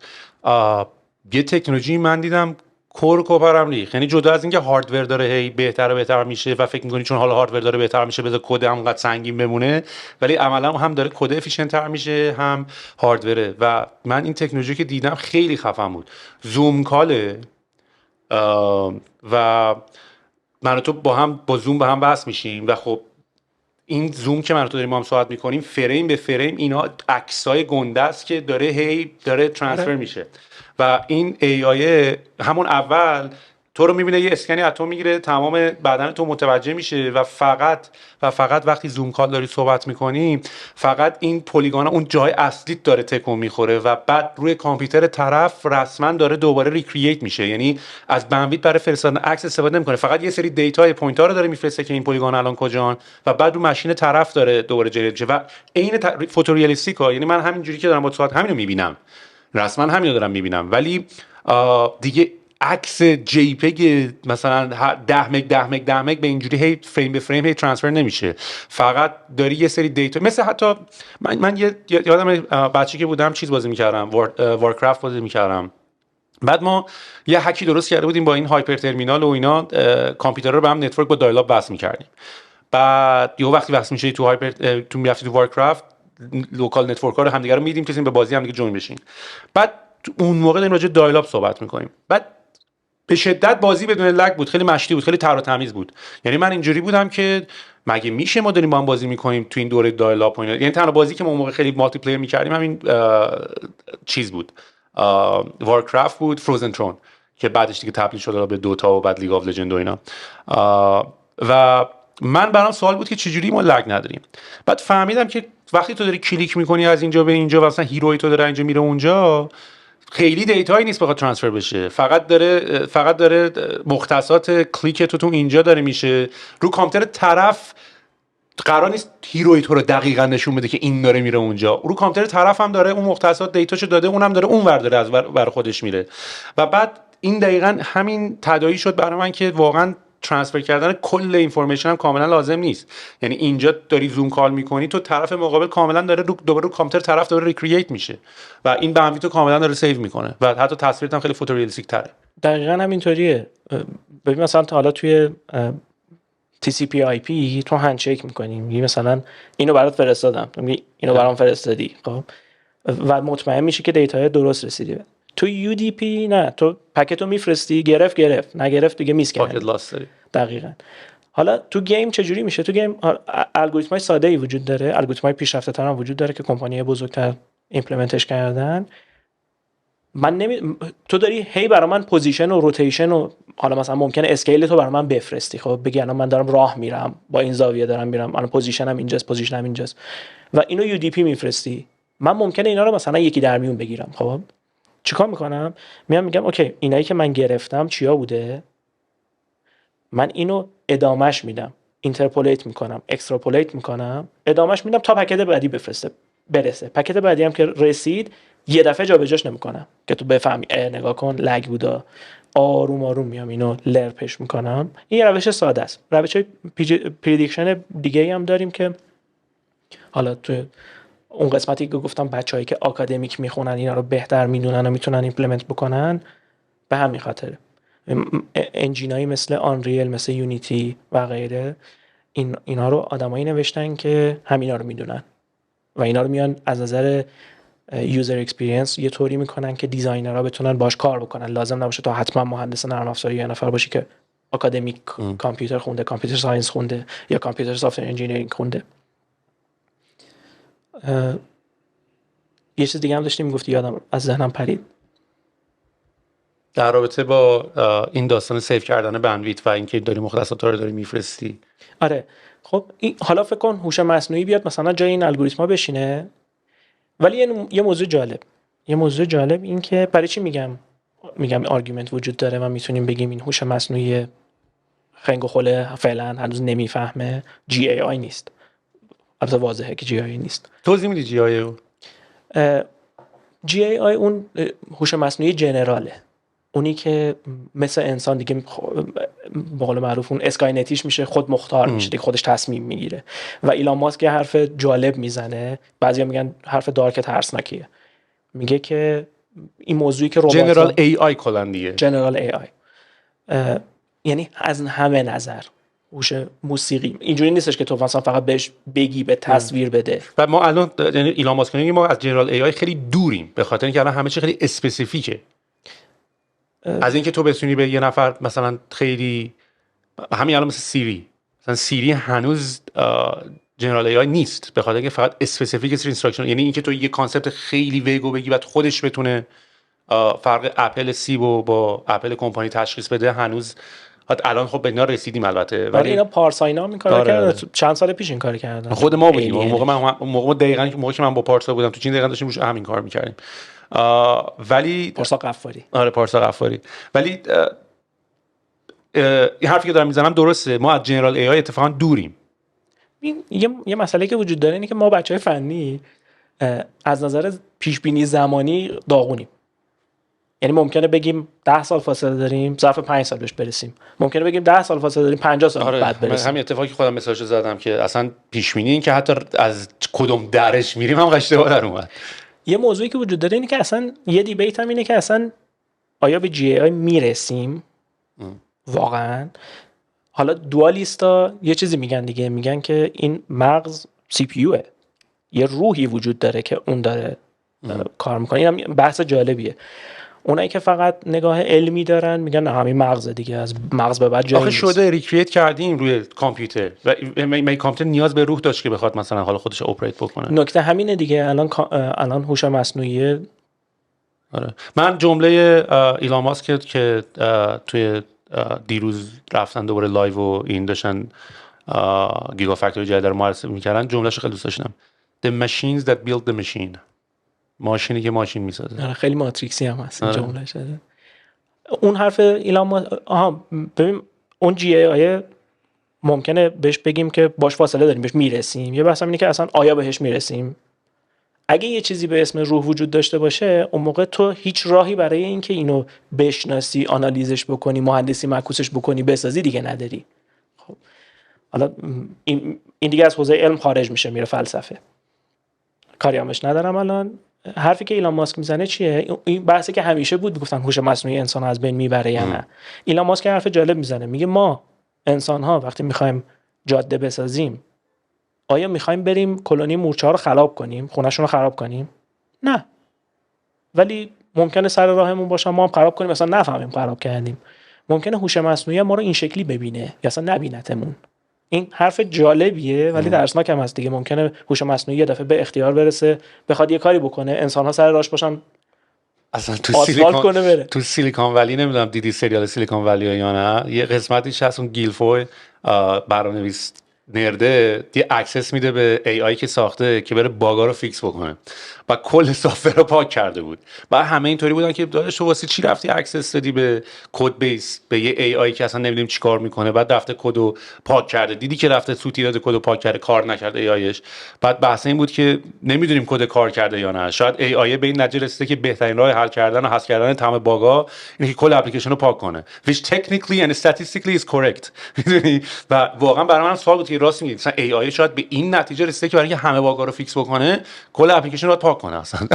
میدونی؟ و ای آی هم مثل این که داستانش اینه که یه حالت بلک باکس استوری داره، تو هیچ وقت نمیفهمی چی شد که اون اتفاق افتاد، اون تصمیم گرفته شد براش. در واقع نمیارزه بری نگاه کنی دیگه. مثل اینه که بری بیت به بیت ببینی اونجا چه اتفاقی داره میفته. حالا اونجا یه موضوع دیگه است. اون کاراکتر گیلفویل هم کاراکتر جالب بود. یه دفعه هم یادم سر این موضوع یه اتفاقی افتاده بود، یه چیزی سرچ کرده بود، الان نقل به مضمون دارم میکنم، یه چیزی سرچ کرده بود، بعد گفتن این چیه داستانش؟ گفت ببین اون موقعی که هوش مصنوعی میاد هممون رو میخواد بکشه میبینه من اینو سرچ کردم از جون من میگذره. داشت برنامه‌ریزی که بلند بلندم میگفت که یعنی هوش مصنوعی بشنوه اینو. ماتریکس هم دیده جالبیه. من خیلی به این که این دنیا چه جوری کار میکنه و اینا فکر میکنم، فقط هم علمی نگاهش نمیکنم، بعضی وقتا فلسفی هم نگاهش میکنم. میگم تو این کارتونه تام و جری قدیمی بود، جهنم پایین بود، شعله آتیش میزد بیرون، بهشت بالا بود. من برام همیشه این شکلیه که بالا و پایین یعنی چی؟ الان تو ویرچوال ریالیتی یا توی گیم برو بالا یا بیا پایین. یا بیا جلو یا تو سه بعد حرکت میکنی دیگه. کدومش میای بیرون یا تو دنیای واقعی؟ هیچ کدومش. اگه اینطوری باشه یه دنیای دیگه هم وجود داشته باشه، میدونی جالب میشه. یه مقاله 2011 اومد بیرون، یه فرضیه یه چیزی رو مطرح میکنه. من دلیل اینه که یه خورده مواظبم این فرضیه ها و اینا رو، کلماتشو تئوری فرضیه اینا رو درست بگم، به خاطر اینکه بچهای فلسفی بشنون پوستمو میکنن. اونا خیلی حساسن که تئوری یعنی چی، فرضیه یعنی چی. البته علمی هم همینجوریه، فلسفی‌ها یه مقدار سختگیرترن. میگه که ببین 3 تا موضوع وجود داره. یک، یا انسان قبل از اینکه بتونه یه دنیا رو عین همینی که الان هست در کامپیوتر شبیه سازی بکنه از بین میره، منقرض میشه. یا به دلایل اخلاقی به این نتیجه میرسه که نه، اونایی که توی این کامپیوتر ما شبیه سازیشون کردیم دارن درد میکشن، دارن میفهمن، حس میکنن، این کارو نکنیم به لحاظ اخلاقی. اصلا مثل این پیلار آخر قضیه است دیگه، سافرینگ، که توی وست ورد هم مثلا کل کانسپت فیلم وست ورد هم راجع به پیلار آخر که نمیتونیم درک کنیم که اگر ما واقعا تونستیم کامل سیمولیت کنیم، ریکرییت بکنیم از هر نظر، از نظر نورونا، از نظر مثلا درد، از نظر حس لامس، از نظر تصویر، آخرش فرق تو و فرق یه ربات یا یه ماشین چیه؟ واقعا حالا تو فیزیولوژیکی هست اون رباته ولی جفتتون این همین، واقعا فرقش چیه؟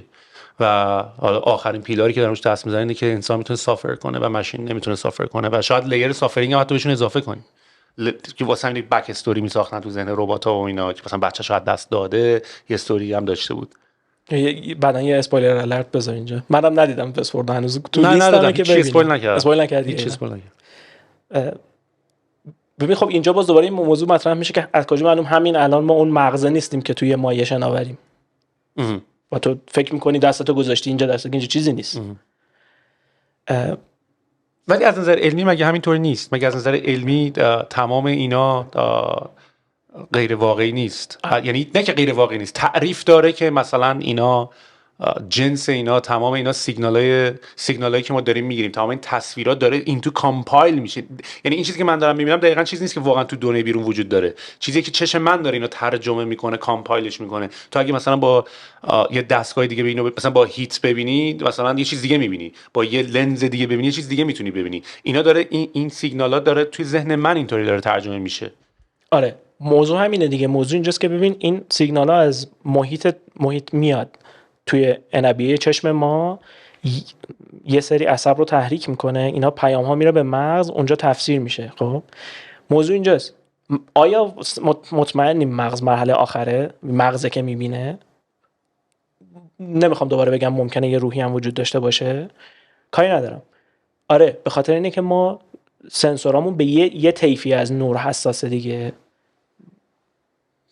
یه سری چیز هست مخروطی داریم و یه نوع دیگه که یه سریش برای شب دیدن خوبه، یه سریش برای ترایکروماتیک اگه اشتباه نکنم یه نوعیه که مثلا یه سری از آدما 4 تا دارن، یه سری از آدما 3 تا دارن. بعد اون دیدی آقایون معمولا رنگا رو درست تشخیص نمیدن، میگه صورتیه، مثلا آقا این صورتی نیست که این فلانه. بعد بعضی از انسان ها، چون مردا یه مقدار کمترن، کسایی که 4 تا از اون دارن اسمش هم یادم نمیاد، و اونا رنگا رو بهتر میبینن، بهتر تشخیص میدن رنگا رو. و حالا برگردیم به اون موضوع، این دوتا این بود دیگه. یکی این بودش که یا قبل از اینکه بسازیم این دنیا رو شبیه سازی بکنیم از بین میریم، منقرض میشیم انسان ها. حالت دومش اینه که به لحاظ اخلاقی به این نتیجه میرسیم که نه نسازیم. حالت سومش هم اینه که شاید الان توی یکیشون باشیم. خب یعنی همین الان آردی توی یکی از این دنیاهای شبیه سازی هستیم. خب نظر ایلان ماسک به نظر این قضیه نزدیکه. آره اون حالا اون مقاله اصلیشو الان یادم نیست کی نوشته، سال 2011 و یادم یه جوونی بود عینکم داشت. بنده خدا. چرا بنده خدا؟ عینک داره دیگه. ببین ولی چه جالب، من دارم فکر کنم بحث من و تو، اصلا من دارم تو رو هی نگاه میکنم، یعنی من تو رو برو هم نشستیم داریم صحبت میکنیم ولی قشنگ ذهنمون یه چیز، یعنی تمام حرفای تو رو من هی دارم انگار توی دنیای دیگه دارم شبیه سازی میکنم، ذهنم خودم همش دارم تصویر سازی میکنم، دنیای سه بعدیه اینطوریه.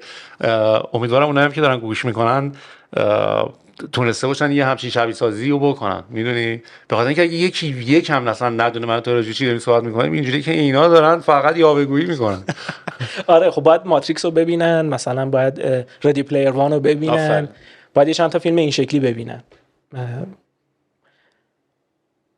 خلاصه این سه حالت رو داشت.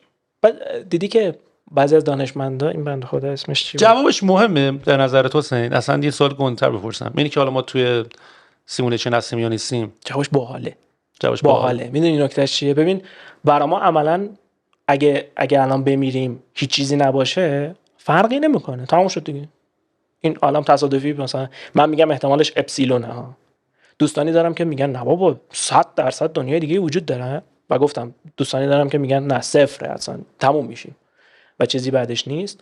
فکر کنم هممون بعدش میفهمیم دیگه، حالا بعد از اینکه آخه ولی عملا داریم ببین، مثلا من فکر کنم اونایی که خیلی راجع متاورس رو درک نمیکنن یا درکش هم میکنن حالا، ولی هنوز مثلا میگن او حالا کو، واقعا تو وقتی اون هدست ها رو بذاری و به قول تو اون دستکش رو تنت بکنی و اون هپتیک فیدبک ها رو اینا رو همه رو بگیری و اینا، واقعا من نمیدونم از نظر تکنولوژیکی برای چشم ما ریفرش ریت وجود داره، ما عدد داریم برای چشممون که مثلا من بگم از الان تصویر مثلا مانیتور از 30 فریم پر سکند یا تصویری که دارم میبینم بره بالاتر دیگه من فرق ریالیتی رو نمیفهمم، یا انقدر پیکچرامون ریالیستیک بشه، عکسامون ریالیستیک بشه که فوتو ریالیستیک بشه که دیگه واقعا تصویر مشخص نکنیم، خیلی راه نداریم.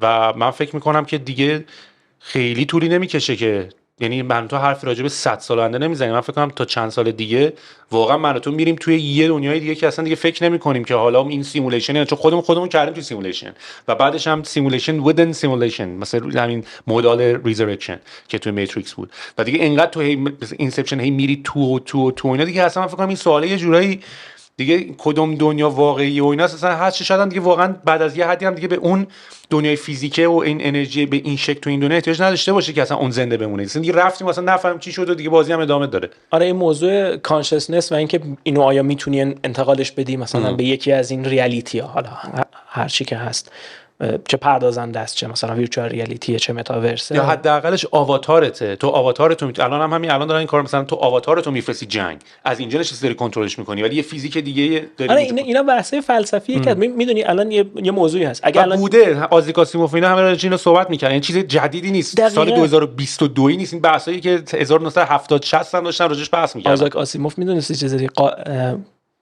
اسحاق قاسموفه. از این کلمه من از این چیزا من انقدر دارم. آره یهو خیلی جالب.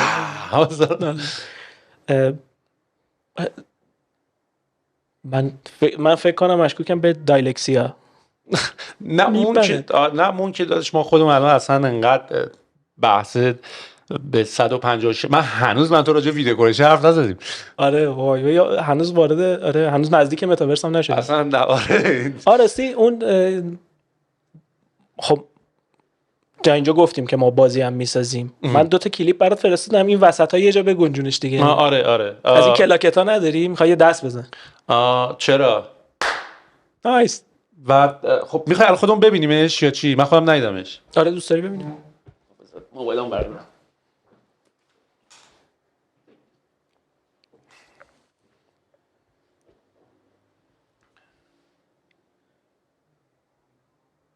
خب تو کجا فرستادی؟ واتساپ؟ یوتیوبه. وی پی ان داری؟ آره. عادت نداری؟ اضافه کاری. اولیشو بزنم؟ آره. اولیش تریلره، دومیش یه بیهایند سینه. و الان این یه بازی اینترنشنال ها؟ بله. با ایران خیلی نه دیگه، هدفش داخل ایران، حالا اگه ایرانی هم بازی بکنن که هم کشور، آره هم وطن. اتفاقا خیلی دوست دارم راجع به مدلتون و اینا پس با هم صحبت کنیم.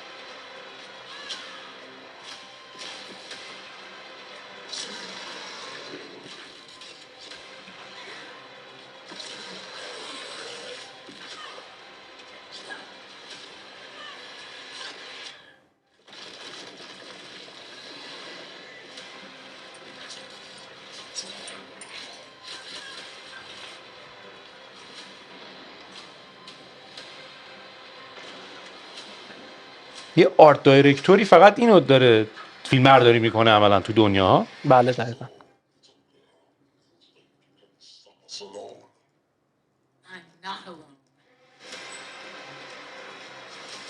موزیک و نمیدونم همه اینا. دقیقاً.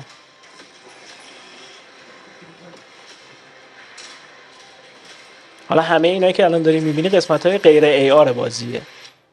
او رفت دنیای واقعی. اوه رفتیم دی آر. این تازه ای آر میشه.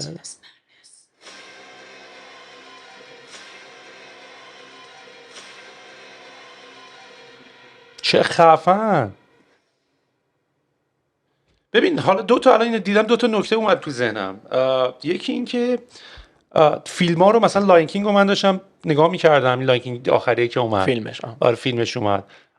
دیگه الان مرز بین بازی و دنیا اینا هم داره. لاین کینگ دنیاشو 3D کامل دارن با دوربین، ولی داره تو دنیای یعنی فیلم برداره به خاطر اینکه میخواد فیلم انیمیشنه ولی با دوربین دارن تو چون میخوان به جای که این آرت دایرکتور بتونه زاویه ها رو، چون میخوان فیلم هم بسازن دیگه، هنر فیلم و اینا هم هست و هنر زاویه و این هندشیک ها و این راه رفتن دنبال کاراکتر و اینا رو و فیلم برداره تو دنیای 3D داره با دوربین داره نگاه میکنه. آواتار هم همینطوری ساختن. این فکر کنم مثلا تکنولوژی و کار باحالی که جیمز کامرون کرد توی دنیای آواتار بود که کاملا دنیا 3D رندرش وجود داشت و واقعا داشتن تو اون دنیا داشتن فیلم برداری می‌کردن و دوربین داشتن تکون میدن و داشتن اطراف نگاه میکردن. یکی این خیلی برام جذاب بود که الان دیدم اون کار کردی. و یه دونه دیگه هم که الان اومد تو ذهنم، یادت همون اول که گوشی‌ها تازه یکم اسمارت شده بودن و یه بازی بود مگس بود، بعد اینجوری نگاه می‌کردی مگس رو می‌زدی، موقع گوشی نوکیا بود. چی شد و خیلی بازی باحالی بود. چرا ما اصلا اینقدر گیم دیگه نداریم که یکم با این دوربین اون پشت و فضات بازی بکنه؟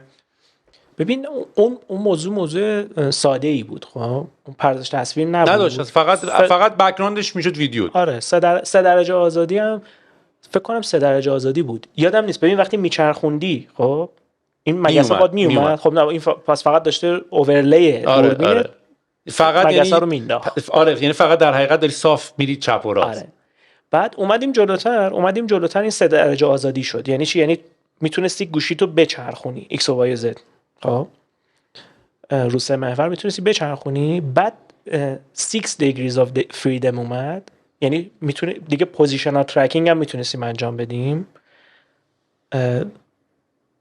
یادته من یه مدت دنبال چیز بودم، بخش ایتپ گوگل Advanced Technology and Projects یه دونه تبلتی داده بود، یه پروژه‌ای شروع کرده، پروژکت تانگو. اون رو من با دانشگاه زوریخ، دانشگاه اتها یا ETH نوشته میشه فکر کنم، خودشون اینجوری که به من گفتن اتها خونده میشه. این مقالات پردازش تصویری رو میخوندیم، یواش یواش دیدن چه بعضی از استارتاپ ها مثل لیپ موشن، یه دستگاهی هست هند ترکینگ، اول هند ترکینگ بود بعد اومد سوار شد روی، اونا هم خوب پول دارن و پول در نمیارن و هنوز میتونن ریسرچشون رو ادامه بدن و آره خب خیلی هم پیوت کردن. اولش اصلا کیبورد تور بود، بعد رفت تو دنیای، بعد اینا ماسک هم اتفاقا یه بار داشت نشون میداد که دنیای آینده داشت نشون میداد که چجوری تمام این ماشینا رو میتونن تو دنیا. یه کلیپ خوب از ایلان ماسک هستش که یادم نیست سفینه داشت طراحی می‌کرد اگه اشتباه نکنم، یه گزارشگری هم کنارش نشسته بود، اونم من هم دیدم، جالب. این دیوایس ها رو شروع کردن یواش یواش، این دیولپمنت کیت ها رو من مجبور بودم به خاطر اینکه متاسفانه اسم که ایران توی نقشه نبود، کشورهای اطراف رو میدادیم و کسی میدونستیم مثلا دوستا و رفقامون هستن و اینا لطف میکردن دیولپمنت کیت ها رو میفرستادن. این لیپ موشن، پروژکت تانگو، اینا تبلتاشو برای من آوردن، من هنوزم دارم تبلتاشو. فکر کنم مثلا اون موقع 1000 تا از اون لیپ موشن پخش شد با امضای مدیر عامل و فکر کنم 10,000 تا هم پروژکت تانگو بین دیولپرها گوگل پخش کرد. اون موقع تئوری این بودش که ما آرایه‌ای از دوربینا درست میکنیم. یه دوربین فیش آی داشت، دوربین فیش آی 180 درجه، اون دوربین نزدیک 180 یا 185 درجه، یه مقدار بیشتر، هم هوریزونتال هم ورتیکال میدید و پوزیشنال ترکینگ رو با اون دوربین انجام میداد. خیلی فرق میکنه دیگه، تو یه فیلد آف ویو محدودی داشته باشی با گوشی‌های فعلی و شروع بکنی بگی خب این نقاطی که من الان پیدا کردم چه جوری دارن، به چه نسبتی دارن با هم حرکت میکنن. خب من آیا دارم میرم جلو، میرم عقب، یا دارم مثلا توی صفحه X و Z دارم حرکت میکنم با فرض اینکه وای آپه بالاه. این پوزیشنال ترکینگ 3 درجه دیگه آزادی داد. خب و این تکنولوژی هی داره پیشرفت میکنه. ببین DK1 آکیولس که اومد قبل از اینکه فیسبوک بخرتش، DK2 هم هنوز فیسبوک نخریده بود اگه اشتباه نکنم، اونا هم برای من فرستادن و من داشتم روشون کار میکردیم. ببین آزاردهنده بود، پیکسلا رو میدیدی قشنگ، با اینکه همزمان خیلی جذاب بود. یا مثال میزنم عینک هالولنز که مایکروسافت یکش که 2015 داد، الان یادم نیست چند گرم بود، فکر کنم 300-400 گرم بود، ولی این بعد از 2 ساعت 3 ساعت که مثلا ما دیولپ میکردیم این واقعا گردن درد میگرفتی، اصلا سنگینه. ولی خود پروسسینگ و اینا هم روی هدست انجام میشد یا به لپتاپ جایی وصل بود؟ رو هدست انجام میشد. هالولنز اینجوری بود، اصلا بهش میگن آن تذرد بدون وصل نیست. آره وصل نیست، سیم نداره. که آکیولس اون نسخه اولش چیز داشت دیگه، کیبل داشت. الان هم کوست 2 نداره اندرویدیه، میتونی هم وصلش بکنی به پی سی، تصویر رو پی سی بده. این موضوعی که گفتی که آیا ما رفرش ریت داریم چشممون، یه موضوعی که وجود داره اینه که تخمین میزنیم. خب و چشم انسان مثل خیلی از چیزهای دیگه آنالوگه. خب وقتی میاد دیجیتالش میکنی ممکنه خطاهایی داشته باشی. دلیل این که مثلا ما الان مانیتورهای گیمینگمون 360 هرتز میده این نیست که تو 360 تاشو میبینی، اینه که ما نمیدونیم تو کدومش رو میبینی، ولی ما تون نمایش میدیم که اونی که گیمر حرفه‌ایه تو ای اسپورت اون فرمی که لازم داره رو میبینه. خب و اینکه مشخص نیست، خیلی معلوم نیستش که آیا تمرین و آدم به آدم فرق میکنه یا نه. اصلا من یادم موقعی که اپل آیفون اومد اسکریناشو آپگرید کرد و اسم مارکتینگش رو گذاشت رتینا، که میشه همین رتینای چشم. آرگومنت این بود که دیگه از این بالاتر اگه بریم چش تو دیگه قدرت، یعنی چش انسان دیگه از این بالاتر رو دیگه نمیتونه دیتیلش رو ببینه دیگه. از علامت فقط ریفرش ریت رو باید ببریم بالا که الان دیگه این پرو مکس هم شدن 120. اون موقع طفلکان نمیدونستان قراره گوشی‌ها رو بچسبونیم رو صورتمون دیگه. آره حساب اینجاشو نکرده بودن. نه ببین یه چیز جالب بگم. ببین تا الانی که اومدیم و کاری ندارم. خب اگه میخوایم موضوع متاورس رو صحبت بکنیم کاری ندارم وب 1 و وب 2 چی بود و عرضم به خدمت که اینترنت تا اینجا اومدیم چی شد و اینا همه توی هیستوریا میتونین بخونین. بچه‌ها اگه دوست داشته باشن میتونن سرچ بکنن ببینن. موضوعی که وجود داره اینه که ما یه مسیری رو اومدیم، یه آینده‌ای رو متصوریم. خب ما میدونیم که این وی آر وقتی نمایشگر اومده روی صورتمون و بچه‌ها بدونن اگه ندیدن، اینا یه سری لنز هم داریم که یه مقدار به صورت مجازی به صورت آرتفیشال بیاد چیز کنه، فیلد آف ویو رو یه مقدار بزرگتر بکنه و اینا همشون قابل محاسبه است که چه لنزی مثلا توی کارخونه اگر کالیبر شده به چه حالتی برای چه گوشی باید چقدر کروچر بهش بدی تصویر رو که مثلا برای چشم چپ برای چشم راست درست دیده بشه، با توجه به اینکه اینا میره توی مبحث فیزیک اپتیکس که خفن هم هست. یعنی همین که تو الان به این قضیه فکر کنی که دو تا چش داری و یه تصویر داری میبینی خیلی اتفاق خفنیه. 3D میبینی. آره خیلی جالبه. عمقو اینجوری تشخیص میدیم دیگه. این فاصله چشم خیلی مهمه.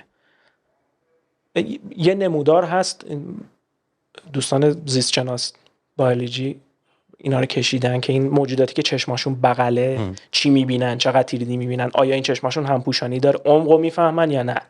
و اینکه تو این موضوع اِوولوشن یا تطور، بعضیا میگن تکامل، ولی یکی از دوستان به من اینو آموزش داد دمش گرم، گفت این تطور تکامل نیست. یعنی چی؟ به قضیه داروین بعضی وقتا برعکس فهمیده میشه. خب این شکلی فهمیده میشه در نگاه عام که موجودات مثلا تو آب بوده میخواسته بیاد تو خشکی اینجوری شده، یا تو خشکی بوده میخواسته بره تو آب مثلا باله در آورده، یا بالش تبدیل به پا شده اومده تو خشکی. قضیه برعکسه، قضیه ماندن اسلحه. اونی که خوب نبوده میمرده. یعنی این جهشه ایجاد میشده، اگه جهشه در جهتی بوده که حیاتش ادامه پیدا میکرده میمونده، اگه نبوده میمرده. این شکلی نبوده که من میخوام برم تو آب حالا باله در بیارم یا من از آب میخوام بیام تو خشکی حالا باید پا در بیارم. نه، قضیه برعکسه. این جهش همیشه هست. اگه جهش منفی باشه، منفی و مثبت رو ما داریم میگیم دیگه، قرارداد انسانیه، موجب این میشه که اون گونه از بین میره، نمیمونه. ولی اگر منجر به ادامه پس کلمه تکامل یعنی تکنیکالی کلمه رو فقط کرکت کردیم. آره، تطور درسته. آره، یعنی صرفاً همش رو به بالا نیست. دقیقاً. آره، بنا به اینه که شرایط کدوم only the strongest survive دیگه. دقیقاً. آره، چقدر سخت بود، مرسی کمک کردی. من داشتم هی دارم ترجمه میکنم اینا رو و مواظبم که سوتی ندم. نه اصلا مهم نیست. من که خودم بعضی موقع پادکست های خودم رو گوش میکنم، اینم که چقدر تو مثلا سوتی دادی و چقدر این حرفا رو اشتباه زدی و اینو تلفظ اینو چقدر اشتباه کردی و خب این قضیه، ببین هنوز موضوع چشم رو نبستیم. باز من برمیگردم. الان چی رو باید ببندیم؟ الان چی داشتیم صحبت می‌کردیم؟ الان راجع به این داستان تکامل و تطور رو این داشتیم صحبت می‌کردیم. خب نه، و بعد به خاطر داستان چشم که به خاطر چشم این تکامل اتفاق افتاده و بعضی از حیوانات هنوز نمیتونن این کارو بکنن. آره، زاویه چشم رو داشتیم میگفتیم، یا مثلا آفتاب پرست که هر چشمش میتونه یه طرف بره. خب ببین تو فیزیک یه پدیده‌ای داریم به اسم پدیده فای. این که مثلا انگشت تو سریع جلوی چشمت حرکت میدی و این تار میشه. این آنالوگه. خب تا نور بخوره بهش برگرده بیا تو چشم تو و ببینی این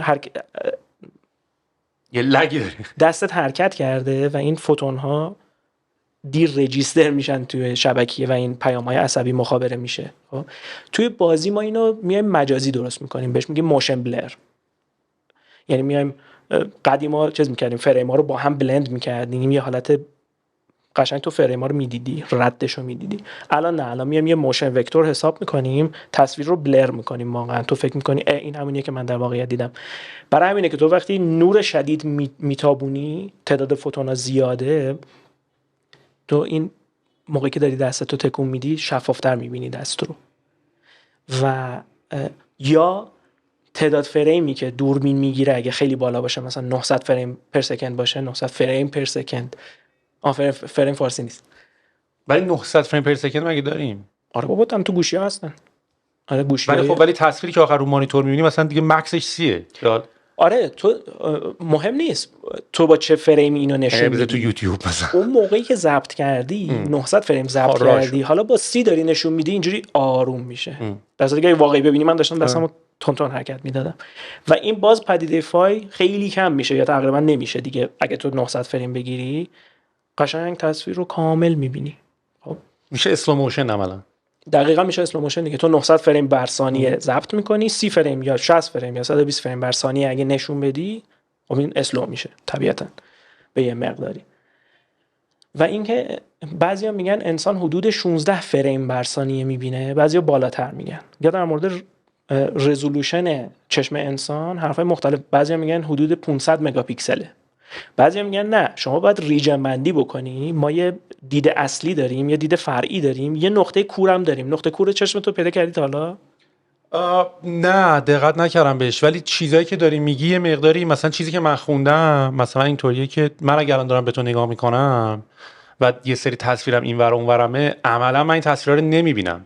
من دیدم که مثل که مغز من با توجه به تجربیات قبلی من از محیطی که اینجا نشستیم داره این دور منو فقط برای من به صورت خیلی جنریک رندر میکنه و من فقط دارم یه ایده ای میگیرم از اینکه دور و بر من چیه، ولی در صورتی که من فقط الان چشم تو رو داره میبینه و اینی که دارم دور و برم میبینم عملا من نمیبینمش، مغزم داره جنریت میکنه. یه همچین چیزی من خونده بودم راجبش.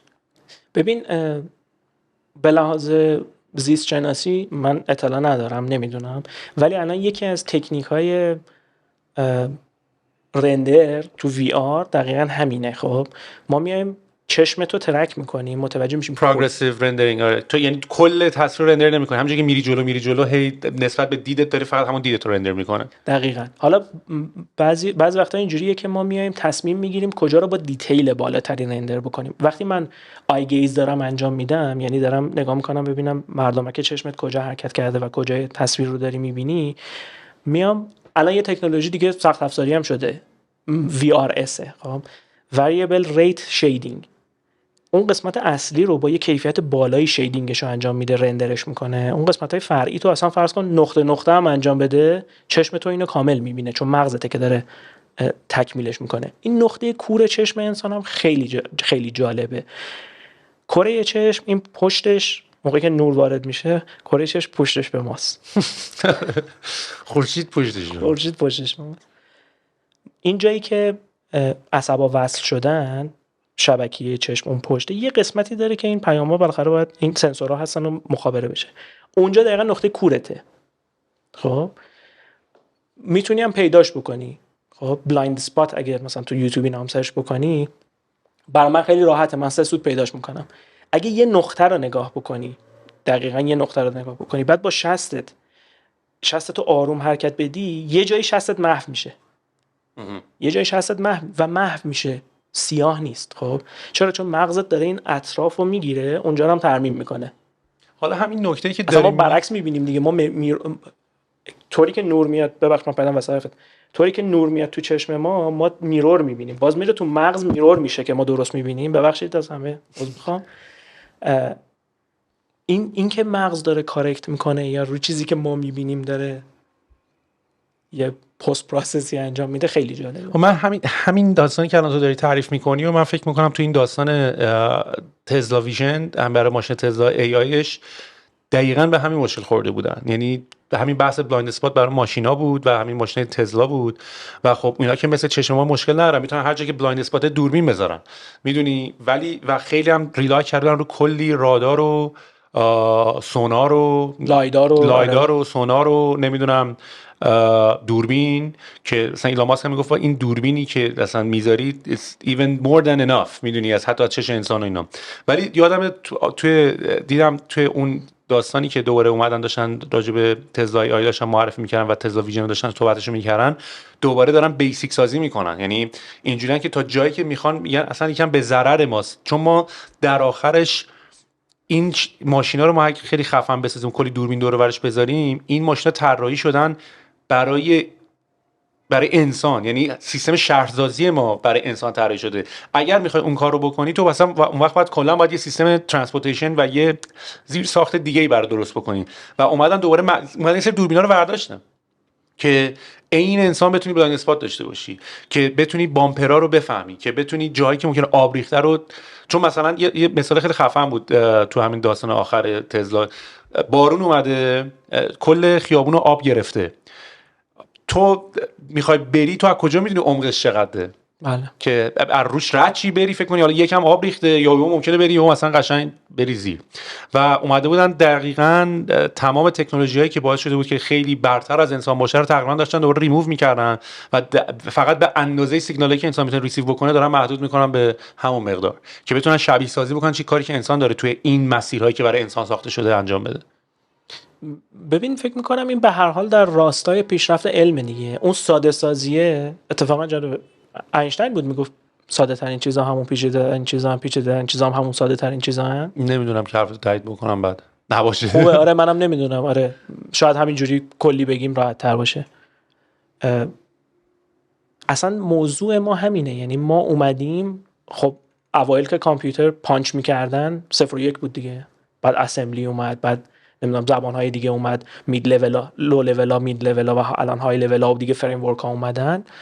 خب دلیلش همینه که ما انسان‌ها همش داریم ساده سازی میکنیم. خب از اون طرف هم میشه آرگیو کرد که اوکی تو با این همه لایدار و دوربین و سونار و غیره و غیره که اینا رو سنسور فیوژن انجام میدن، انویدیا اصلا داشت این کار میکرد دیگه، بردای تخصصی داشت، سری پی، الان من پی 100 شو یادمه که چند نسل اومده باز، و سری وی پردازنده هاش که برای ماشین ها و ماشین های خودران و اینا بود، این شروع کرده بود یه HD مپ از کل دنیا بگیره، پوینت کلاود دیتا، یه مپ ابری درست بکنه، یه نقشه ابری درست بکنه از کل محیط، و هر بار که یه ماشین هوشمند از اونجا رد میشه، یه ماشین خودران رد میشه، تغییرات محیط رو هم بفهمه. یعنی اگه اینجا قبلا یه ورود ممنوع بوده، یه سرعت بوده، جاش عوض شده یا کنده شده یا بردنش یا اصلا عوضش کردن، این بره دیتاش بشینه و مپ رو هم آپدیت بکنه. خب این اگه آپدیت بکنه، تو قبل از اینکه بارون بیاد اونجا مسیر رو داشتی دیگه، مگر اینکه دیگه خیلی بچانس باشه مثلا رانش زمین اونجا اتفاق افتاده مثلا گود شده باشه که اونجا انسان هم میره پایین، فرقی نمیکنه. میدونی فکر میکنم این عرض موضوعه، هم از سمت ساده سازیش دانشمندا باید برن، کارآفرینا باید برن، هم از سمت همون داستان هاردور داره، هاردور بهتر میشه ولی باز باید سافر رو افیشنت بکنی. نمیتونی بگی چون هاردورم قویه بذار فایلم همون 100 گیگ باشه. بینگو. حالا این وسط یه دفعه یه لیپ اتفاق میفته، یه گام بلند اتفاق میفته. مثال میزنم، ببین ما توی مثلا رندر تصاویر خب سالهاست این معادله رندرینگ هست، رندرینگ اکویژن، مثلا بزنید تو ویکی‌پدیا هم هستش، معادله انتگرالیه، یه BRDF هم توش داره. حالا کار ندارم BRDF چیه. این معادله سالها هست، چند دهه هست. خب فکر کنم از مثلا 1960 هست. خب ما میدونستیم که برای اینکه تصاویر واقعی رو بتونی رندر بکنی تهش باید فوتون شبیه سازی بکنی. این فوتونا واقعا برن بخورن به سطوح، قسمتی از انرژیشون جذب بشه، قسمتیش نفوذ بکنه، بره منکسر بشه یا اسکتر بشه، پخش بشه دوباره بیاد بیرون، یا بره به چرخ دوباره بیاد بیرون، و یه قسمتیش هم انرژی برسه به چشم یا دوربین نهایتا، و سرعت نورم توش لحاظ بشه. چون یه سیمولیشن من چند وقت پیش دیدم خیلی جالب بود، اومده بودن سرعت نور رو اگه عوض می‌کردی چقدر دنیای پیرامونت عوض می‌شد، رنگات عوض میشه، همه چیز عوض میشد. اصلا چیزی می‌دید. ما تو مبحث فلوید رندرینگ مثلا آب می‌خوای یا مه می‌خوای رندر بکنی، کاستیک چیه؟ کاستیک اونجایی که دیدی مثلا تو استخر نور شدیدی که می‌خوره، رقص نور داره میاد. این به خاطر اینه که سطح آب یه حالت محدب یا معقر پیدا میکنه، کانکیو یا کانوکس میشه اگه کسی خواستهش بکنه. پرتوهای نور موقعی که از یک غلظت میان وارد مثلا یه محیط دیگه مثل آب میشن، این سرعت میشکنه دیگه، نور میشکنه. هممون انجام دادیم آزمایش خطکش و فلان. سرعت نور فرق میکنه، خب هم سرعتش فرق میکنه هم زاویه‌اش فرق میکنه. اینه که این فوتون ها متمرکز میشن یه جا، یه قسمتی آب میبینی یه دفعه رقص نور داره ایجاد میشه، اون به خاطر سطح آبه. خلاصه این سالهاست این فرموله هست. موضوع چیه؟ موضوع اینجاست که ما گیم دیولپرها، گیم انجین، اونایی که گیم انجین مینوشتیم، میدونیم خب چیکار کنیم؟ وایسیم سخت افزارها قوی بشن. ما اومدیم روش‌های اپروکسیمیشن درست کردیم. یعنی ببین یه نفر به جان کارمک الان کانسالتینگ سی تی او، آره برای آکیولس، آره برای آکیولس. قبلا تو ایت سافتور بود. ایت سافتور کدوم شرکته؟ اون شرکتی که بینگو، مرسی، دومو ساخته، ریجو ساخته. ببین خیلی جالب داریم الان بحث می‌کنیم. من الان اصلا قرار نبود با تو صحبت بکنم راجع به این چیزا. من الان 2-3 هفته از قفل جان کارمکم و قشنگ رفتم الان توی فاز قشنگ کارهایی که دارن میکنن و اینی که تو داری میگی برای همین اپتیمایزیشن. من خیلی برام من میکینگ اف یه چیزی برام چیزی چجوری ساخته شده خیلی برام مهمه. بعد اصلا خیلی برام جالب بود که مثلا سوپر ماریو، اصلا کلا نکته که سوپر ماریو به وجود اومدن تونستن این داستان اینطوری ورتیکالی و هوریزونتالی تو بتونی اسکرول بکنی، یعنی قشنگ همین پارالکس وبه. میدونی که الان اینا رو تونستن پیدا بکنن. یا مثلا کارهایی که داشتن انجام میدادن مثلا برای گیم دیزاین و اینا، اون دنیایی که مثلا توی سوپر ماریو تو مثلا تمام، چون نمیتونستی مثلا خیلی مموری نداشتی، اگه بعد بری عکس رو نگاه کنی میبینی درخته روتیت شده است، رنگش عوض شده، همون ابر است. میدونی یعنی مثلا با همون 1 کیلوبایت یارو هم درخت ساخته هم مثلا ابر رو ساخته. ولی این کاری که داری میگی مثلا خیلی برای من جالبه. یعنی مثلا خیلی برام جالبه که مثلا الان جان کارمک داریم، مثلا ایت سافر من خیلی خیلی توی اگه بری توی یوتیوب سرچ بکنی من چند وقتی قفل شدم. میکینگ اف دوم نمیدونم. بعد یکی دیگه هم هست مو بلنده که اونم بوده جان کارمک خودش، نه یه دونه دیگه یه نفر دیگه هست که دومو ساخته و جان رومرو رو میگی. آفرین. اون مثل که هر سال یه اسپیچ، یعنی مثلا تو یوتیوب سرچ بکنی همون قضیه رو مثلا تو سالهای مختلف داستان ایت سافره، The Story of It Suffer یا همچین چیزی. اگه ندیدیش حتما ببین، چون هر سال هی داره این کار رو میکنه. من خیلی قسمت از زندگیم رو کلا میکینگ آف میبینم. مثال میزنم، مثلا فرض کن من وست ورلد رو ندیدم خب، ولی میدونم تیتراژ سیزن 1 با آکتین رندر شده. خب اینا برای من خیلی جالبه. با اینکه البته محتوای فیلم رو هم گذاشتم تو لیستم برام ببینم. من اینجوری هم که دوست دارم با حوصله برام ببینم، یعنی فریم به فریم. آره منم همونطوری. پاز کن مثلا، برگرد دوباره 10 بار ببین چی شد. الان برام مهمه. بعضی وقتا میبینی فریم بعضی چیزا رو نگاه میکنی میبینی یه چیزایی رو میس کرده بودی انگار. و اصلا یه کاتگوری داریم تو یوتیوب که چیزه، تو میری میبینی که آدما اومدن فیلمو با مثلا سرعت 25 صدم دیدن. اینجا اینجوری شد. دقیقاً ایستر اگاشو پیدا می‌کنن. با کار نولان میتونی این کارو بکنی. آره چون نولان جم زیاد داره توش، هیدن جم. آره ایستر اگ و جم و اینجور چیزا زیاد دارن. مارول هم همینجوره، تو برای قسمت‌های بعدیشون میذارن.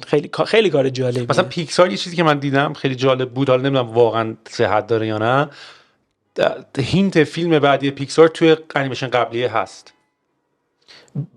این کارو میکنن. یعنی مثلا کارزو داری نگاه میکنی یارو مثلا چه میدونم ما در وا کرده اون کارز مثلا تو کمد اون گوشه هست. میدونی این کاملا کریتیو بودن دیگه و استوری تلینگ.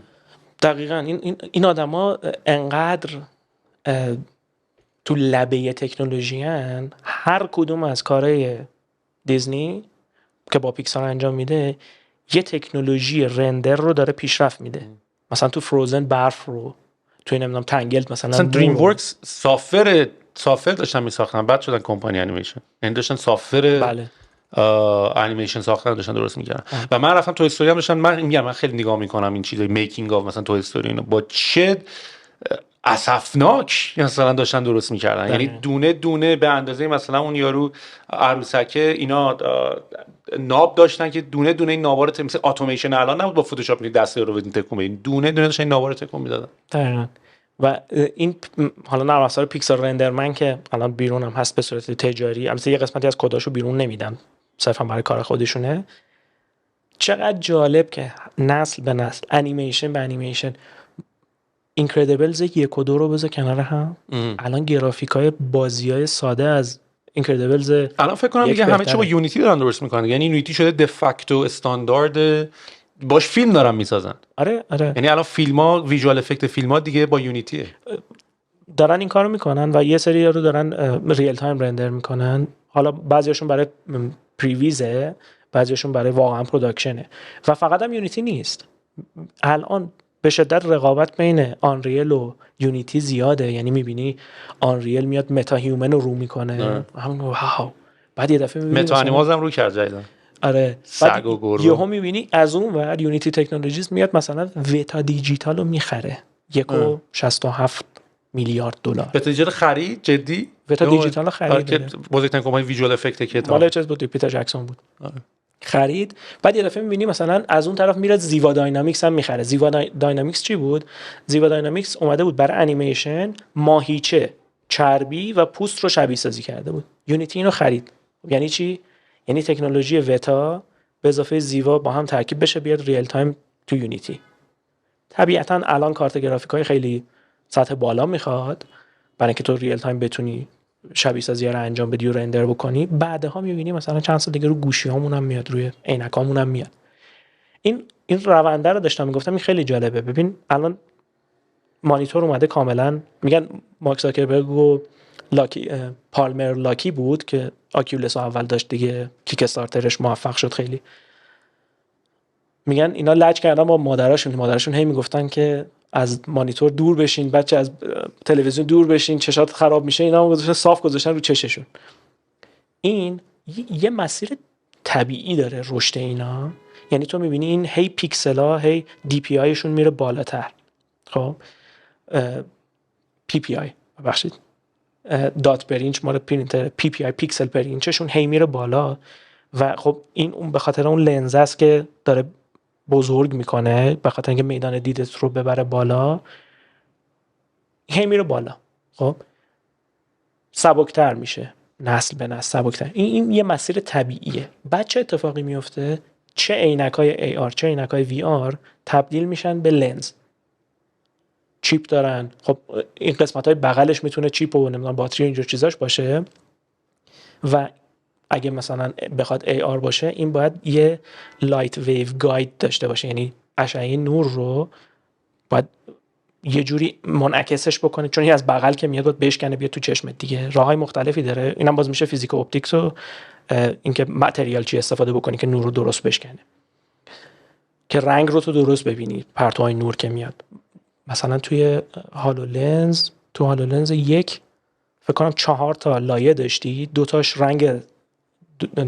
رنگ سبز بود، بعدش هم قرمز و آبی، اینا با هم ترکیب میشد توی چشمت. و یه چیز جالب، من این رو با یکی از بچهای شرط بندی نکردیم ولی کل کردیم که میگفت رنگ سیاه رو هالولنز نشون میده. آقا داریم در مورد فیزیک و اپتیک صحبت میکنیم، نمیشه تو چه نوری رو بتابونی تو چشم سیاه دیده میشه. و این مسئله رو، حالا این حرف دیگه، این مسئله رو اگه کسی حل بکنه فکر کنم به دلار میلیاردر شه. بلک ماتر یعنی باید نور، اصلا نور نیست دیگه، یعنی هیچ نوری نیست. نور نیست. این که تو بتونی یه دیسپلی بسازی، یه شیشه بسازی که به آنی مثلا 90 هرتز بتونه مشکی بشه، یه مسئله بزرگ حل کردی. ولی رو همینم میگن ساختن یه جسم نامری پاسیبل هست، به خاطر اینکه تو میتونی یه متری، یه ماده‌ای اگه بشه درست بکنی که هیچ نوری رو اصلا جذب نکنه. الان یه آینه ساختن خیلی دم ساحل و اینا چیز میرن پشتش دیده نمیشن. این طوریه که تصویر پشت نورش که میاد یه جوری منعکسش میکنه، میشکونتش که تو اون فردی که اون نزدیکه و پشت رو نمیبینی داری انسان. ولی هنوز فعلا بلره. ولی یه چیزی بگم، خودم انداختم از کانورسیشن بیرون چون خودم علاقه داشتم، راجع به ایت سافر داشتیم صحبت می‌کردیم و جان کارمک که رفته بودیم و داشت این کارو می‌کرد. و اصلا این که چه کار جالبیم که جان کارمک اول به عنوان ادوایزر رفت، بعد نمیدونم الان دیگه یه جورایی دستشه کلا دیویژن، نمیدونم چقدر آمارشو داری الان.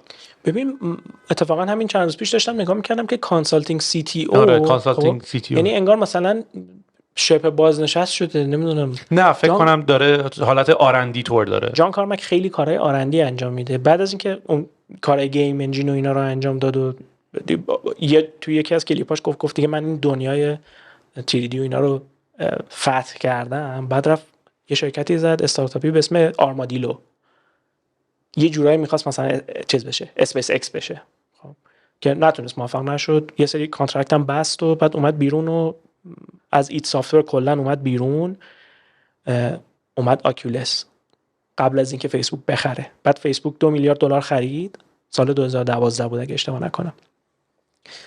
آکیولس رو خرید و جان کارمک هم خب بود دیگه. بعد یه بحث حقوقی بین زینمکس و بثستا شد با فیسبوک که جان کارمک برداشته سورسای انجینو آورده اینجا استفاده کرده، که حالا یه داستانی شد. فکر میکنم 400 میلیون دلار فیسبوک مجبور شد غرامت بده به زینمکس، یعنی تونستن ثابت بکنن. با اینکه جان کارمک میگفت آقا تو دادگاه ورداشتی یه نفر رو آوردی که این نمیفهمه که این کدو من کپی نکردم، من خودم کسی هم که این کدا رو مینویسم، با همون ذهنیت دوباره اومدم نوشتم.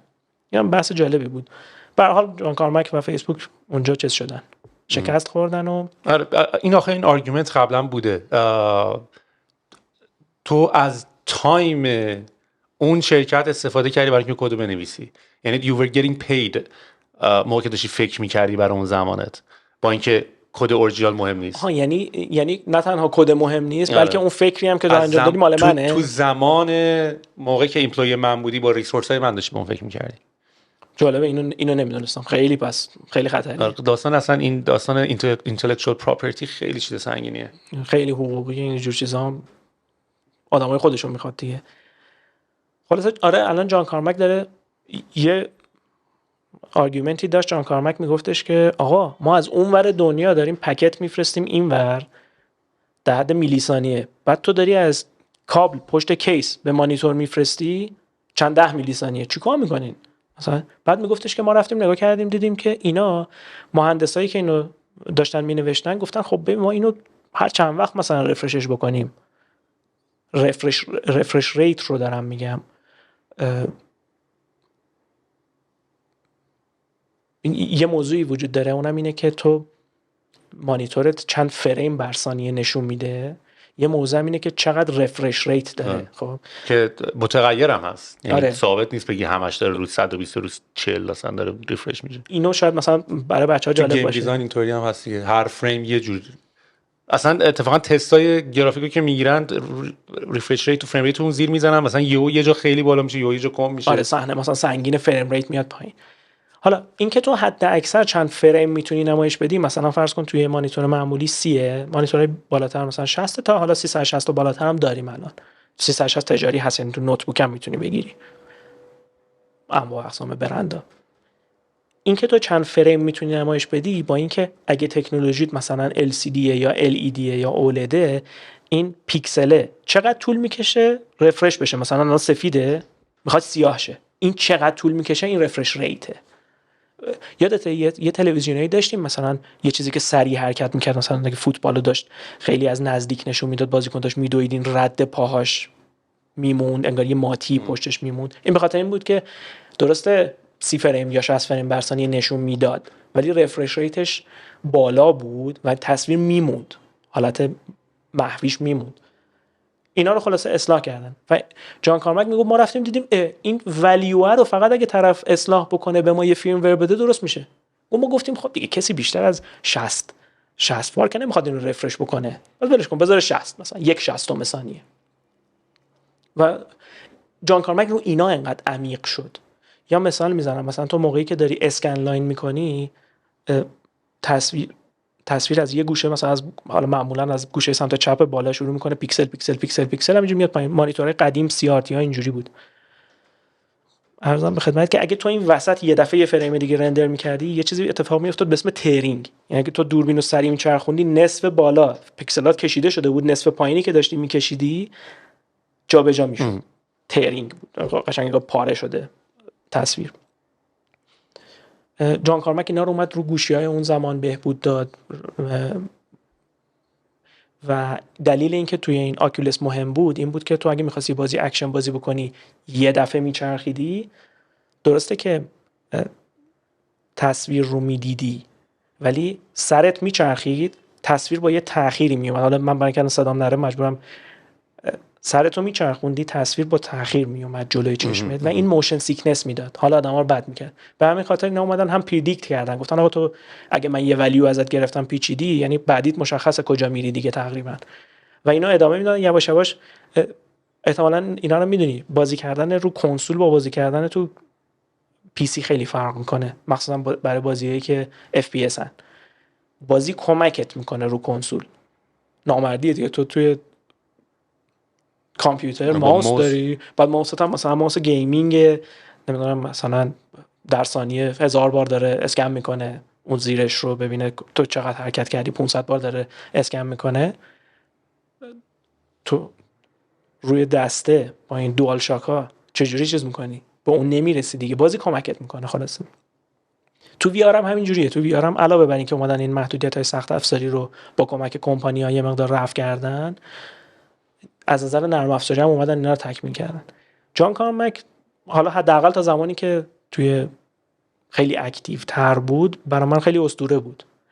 الان علاوه بر اون خب من تیم سوینی رو هم تعقیب میکردم. تیم سوینی مدیر عامل اپیک گیمزه.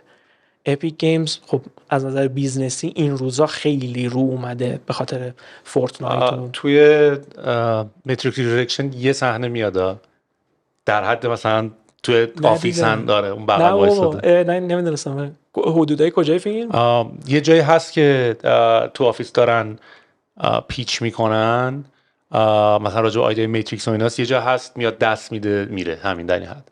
ندیده بودم. توی آیرومنا ایلان ماسک رو دیتکت کردن ولی توی چیز نه. توی میتریکس جالب شد برام ببینم دوباره. عرضم به خدمتت که خب برگردیم ببین، پس اینا پیکسل ها هی دنس تر میشه، هی متراکم تر میشه، هی دیسپلی ها سبک تر میشه، نهایتا میاد ببخشید سیوش نه آرت دایرکتورشه. آرت دایرکتورش. پس چیز نبود، تیم سوینی نبود، مدیر عاملش نبود. و فکر کنم چون الان داری میگی چون سیوش نبود. نه بعد میشه کانتکت، میشه لنز. بعد از اون خیلی جالب میشه. این احتمالا ما باید بالاخره یه جوری تصویر رو مخابره بکنیم به مغز. خب قبلش یه چیزی بگم، اونم اینه که یه تکنولوژی رندرینگ هست به اسم لایت فیلد رندرینگ. خب در هیچ کدوم از تکنولوژی‌های فعلی تو نمیتونی روی جسمی که مجازیه با چشم واقعیت فوکوس کنی. اصلا اینو نمیتونیم دیتکت کنیم، الان نمیتونیم. خب اینه که همیشه تصویر سه‌بعدی داره توی بی‌نهایت از نظر فیزیک و اپتیک تو بی‌نهایت داره رندر میشه. یعنی تو نمیتونی دیدی مثلا نزدیک رو که نگاه میکنی دور مات میشه، دور رو نگاه میکنی این نزدیک مات میشه. تستش خیلی راحته دیگه. این در وی آر نمیتونی این کارو بکنی. حالا ممکنه بعضی کجا اولی آخه نمیتونی بفهمید رو ترکینگش چش هم نمیشه. نه تو نمیدونی الان داری کجا نگاه میکنی دیگه. چیز میشه، مصنوعی میشه. خب چون تو میتونی ماهیچه چشمت رو جوری منقبض بکنی که کامند هم داره میدی، یعنی به راستی نیست. من قضیه فکر نکردم. میگم الان بندهای خدا مثلا اگه کسی الان عینک داشته باشه میگه فلان وجود ما تا حالا دقت نمی‌کردیم، اینو گفتی دیگه الان از این بعد دقت می‌کنیم، اذیت میشیم. البته نه اینجوری نیست.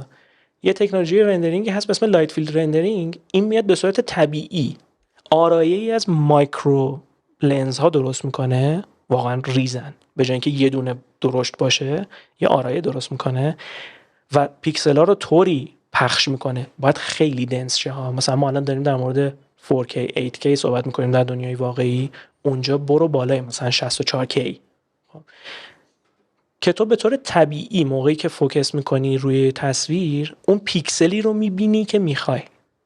این تو انگار صافو داری میبینی ولی به خاطر حالت، چون توی چشمت هم یه جور لنز هست دیگه با ماهیچه، یه سری نمیدونم چند تا ماهیچه هست ولی ماهیچه‌ای هستن که ماهیچه‌ای هستن که دریچه چشمت رو تنگ و گشاد میکنن و این حالت تهدب چشمت تغییر میکنه. به خاطر همینه که نور با یه زاویه خاصی میشکنه، اینجوری میشه که تصاویر مات میشن یا شفاف میشن. توی چیز هم که تو مثلا حالا لیزیک و اینا هم که انجام میدن همین سطح رو اصلاح میکنن که چشم افراد اصلا این دلیلش یه چیز دیگه است ولی اون سطح رو با لیزر اصلاح میکنن که اون حالت لنزش درست بشه. این یکی. بعد باید مخابره بکنیم به مغز. مخابره به مغز حالا یا میتریکسی هست پشت میله میره تو ذهن مغزمون، یا بخوایم واقع نگران نگاه بکنیم ایلان ماسک به نتیجه میرسه یا یه چیزی مثل نیورال لینک به نتیجه میرسه. حالا قبل از اینکه ما به عینک و لنز و کانتاکت لنز و اینجور چیزا برسیم، اگه ایلان ماسک موفق بشه مخابره بکنه تمومه. ما تا حالا بیشتر دید انسان از حواس پنجگانه، دید انسان، بینایی و شنوایی رو داشتیم درگیر میکردیم تو بازی‌ها. یواش یواش با این هپتی که داریم حس لامسه رو هم درگیر میکنیم. تو آزمایش‌ها دیدین دیگه، تو آزمایش‌ها الان حس بویایی و حس چشایی رو هم دارن درگیر میکنن. یعنی تو میتونی همین الان یه تکنولوژی من که چند سال منتظرم بیاد توی گوشیت که تو اگه میخوای مثلا یه دونه کیف بخری، کیف مثلا جنس مثل پوست تمساحه، تو اینو لمس بکنی حسش کنی، مشابه همون هپتیک انجین یا هپتیک انجینی که توی گوشی ها الان هست. خب ما بیایم پس ما باید لباس کامل تن فرد بکنیم دیگه. این قراره گلوله بخوره، الان هم هست تا به صورت محدود. گلوله قراره بخوره، قراره حس شه. اگه ایلان ماسک یا یه چیزی مثل نیورال لینک بتونه مستقیم به این چیز اصلا نمیخواد تیر بخوری، سیگنال میدی که واقعا هم درد میکشی. واقعا هم درد میکشی و این چیز دیگه، این لیپه. این اون چیزی که گفتم لیپ. پس یه مسیر طبیعی داریم، یه مسیر هم داریم که ممکنه توش لیپ اتفاق بیفته. تو رندر این اتفاق افتاد. هنوز پردازنده های گرافیکی مثل جی پی یو نمیتونن ری تریسینگ یا پث تریسینگ رو کامل انجام بدن. ای آی داره کمک میکنه. برای اینکه تو یه تصویر رو رندر بکنی دو تا الگوریتم جنرال وجود داره. یکیش اینه که رسترایز بکنی، یعنی بیای بگی این نقطه داخلش شکل هست یا نه، این نقطه داخل شکل هست یا نه، اگه هست چه رنگیش کنم. خب و اینو ترتیبی میدی. یه روش هم هست مونت کارلوه، رندوم میزنی همینجوری نقطه تا تصویر پرشه. رندر انجین ها چه پث تریسینگ چه ری تریسینگ مونت کارلو ان معمولا، حداقل توی بازی‌ها فعلا اینجوریه. این هوش مصنوعیه که میاد دینویزش میکنه. چرا؟ چون میلیارد فوتونی که تو باید محاسبه بکنی، ری باید بزنی، اشعه باید بزنی، ببینی این کجا میخوره، کجا باونس میکنه، چقدر مثلا آیا به شیشه خورده، آیا نمیدونم مسیرش منحرف شده و کدوماش ما برعکس محاسبه میکنیم. در دنیای واقعی نور وجود داره، نور از اشعه ها از سمت نور تریس میشن، تعقیب میشن، میخورن تو در و دیوار تا نهایتا میرسن به شبکه چشم انسان. ما اومدیم تازه کلک زدیم الان نمیتونیم محاسبه بکنیم. ما اومدیم از دوربین محاسبه میکنیم، از دوربین برعکس ری میزنیم، ببینیم خب این خورد اینجا این سطح چیه. مثلا اگه از پی بی آر یا فیزیکلی بیسد رندرینگ استفاده کردیم، این چقدر انرژی براش در نظر میگیریم. میریم تا برسیم به یه نوری، اونجاست که تازه این پیکسل تشکیل میشه. بعد جذابیت قضیه که راجع لیپ فوروارد هم صحبت میکنی همینه دیگه. تو تمام فوکست روی یه تکنولوژیه و داری مثلا به قول مثلا روی ری تریسینگ داری کار میکنی، یا مثلا همین روی رندر انجین خفن داری کار میکنی. بعد یهو چندین اتفاق آخه داره با هم میفته. از اون یه سری دارن رو پروسسینگ کار میکنن، یه سری دارن رو ای آی کار میکنن و بعد جمع اینا یهو، چون قبلا خیلی خطی بود پیشرفت میدونی، ولی الان یهو باعث میشه که چند تا تکنولوژی با هم دارن میرن جلو، اکسپوننشال یهو اتفاقی بیفته. و واقعا این ای آی که تو داری میگی، یعنی کلمه ای آی یه مقداری، چون میگیم هوش مصنوعی آدم فکر میکنه هوش مصنوعی یعنی یه هوشیه که مثلا باهوشه، مثلا آدم اسمارتی، در صورتی که همین پردیکشن و fill in the blanks، جای خالی رو پر کردن میدونی. و من الان واقعا مثلا تو این ویدیوها رو دیدی توی یوتیوب، یه چنل هست ویدیوهای مثلا مال 1940 موقع که مثلا دوربین تازه اومده، نیویورک و لندن و مثلا اینجور جاها رو مثلا با یه تعداد پیکسل فریم خیلی کمی، مثلا در حد مثلا عکس در حد مثلا اینجوریه مثلا میدونیم، فقط مثلا شاید مثلا 5 فریم پر سکنده مثلا شاید. بعد ولی ویدیوه کی فریم ها رو داره دیگه عملا، خب یعنی این فریم و این فریم و این فریم رو داره، اومده بین اینا رو پر کرده و تو واقعا یه فیلم 4K HD حتی کالرایز شده خفن داری میبینی و کپرت میریزه. یعنی تو فقط داشتن یک تصویر خیلی راه کوچیک از زمان قدیم به عنوان ریفرنس، تو میتونی یه چیز های کوالیتی ازش جنریت بکنی. یا مثلا من دیدم با ماهواره ها اندازه بشکه های نفت رو که میخوان ببینن از سایه نور خورشید میفهمه. یعنی تو مثلا وقتی که بالا مثلا نور داره میتابه، یه زاویه‌ای داره میشه که از اون میفهمه که چقدر بشکه‌های نفت پره. آره. یا اصلا چیز عجیب غریب داری میبینی میدونی. و خیلی هم هکیتور هم هست خیلی، ولی وقتی این چندین اتفاق داره با هم میره جلو، واقعا به قول معروف شاید مثلا خیلی از این همین حرفی که داریم میزنیم دیگه، شاید واقعا اون ریفرش ریت رو نخوای انقدر پروسسینگ پاور بالا بخوای داشته باشی. یعنی تو داری بینشو داری پر میکنی، بین این کی فرمای داری پر میکنی واقعا رسما. الان همون VRS که گفتم یا قبلتر بهش میگفتن فوویتد رندرینگ، همینه دیگه. ببین تو اصل پروسسینگ پاور تو میذاری اون قسمتی که طرف داره نگاه میکنه، بقیه‌اشو دون رندر کن. اصلا یه چیز دیگه، اصلا کی گفته که حالا در آینده به قول تو اگه نورو مثلا لینک و اینا بیاد، اصلا تو قرار باشه ویژوال باشه دنیات که بخوای اصلا با تصویر کار داشته باشی. تصویر نیست دیگه، به مغزت مخابره میشه دیگه، همه اون احساسا و اینا و بیشتر درک میشه. تو اگه لباس تنت باشه، این لباس به ضربه بزنه، یه من و تو برای اینکه با هم کامیکیت کنیم باید 2 ساعت وقت بذاریم تا با هم حرف بزنیم. ما میتونیم اینجوری مثلا میتونیم تو نتورک بس باشیم. دقیقاً 2 ساعت مطلب میتونه تو 1 ثانیه منتقل بشه و درک بشه. خیلی دیتایی که تو اسپرم هم همینطوریه دیگه. مثلا میگن تو اسپرم نمیدونم یه مقدار چند گیگ در 1 ثانیه مثلا، واقعا یا چه میگم که that's a form of data transformation. یا transformation data transfer. یادم نیست چقدر بود، 15 گیگابایت بود یا همچین یه عدد عجیبی بود. ولی یه عدد عجیب غریبی بود که همینجوری تو با یو اس سی با سیم وصل کنی اینقدر سریع نمیره. حالا دیدی برای چی دکوریشن به جای نرسید؟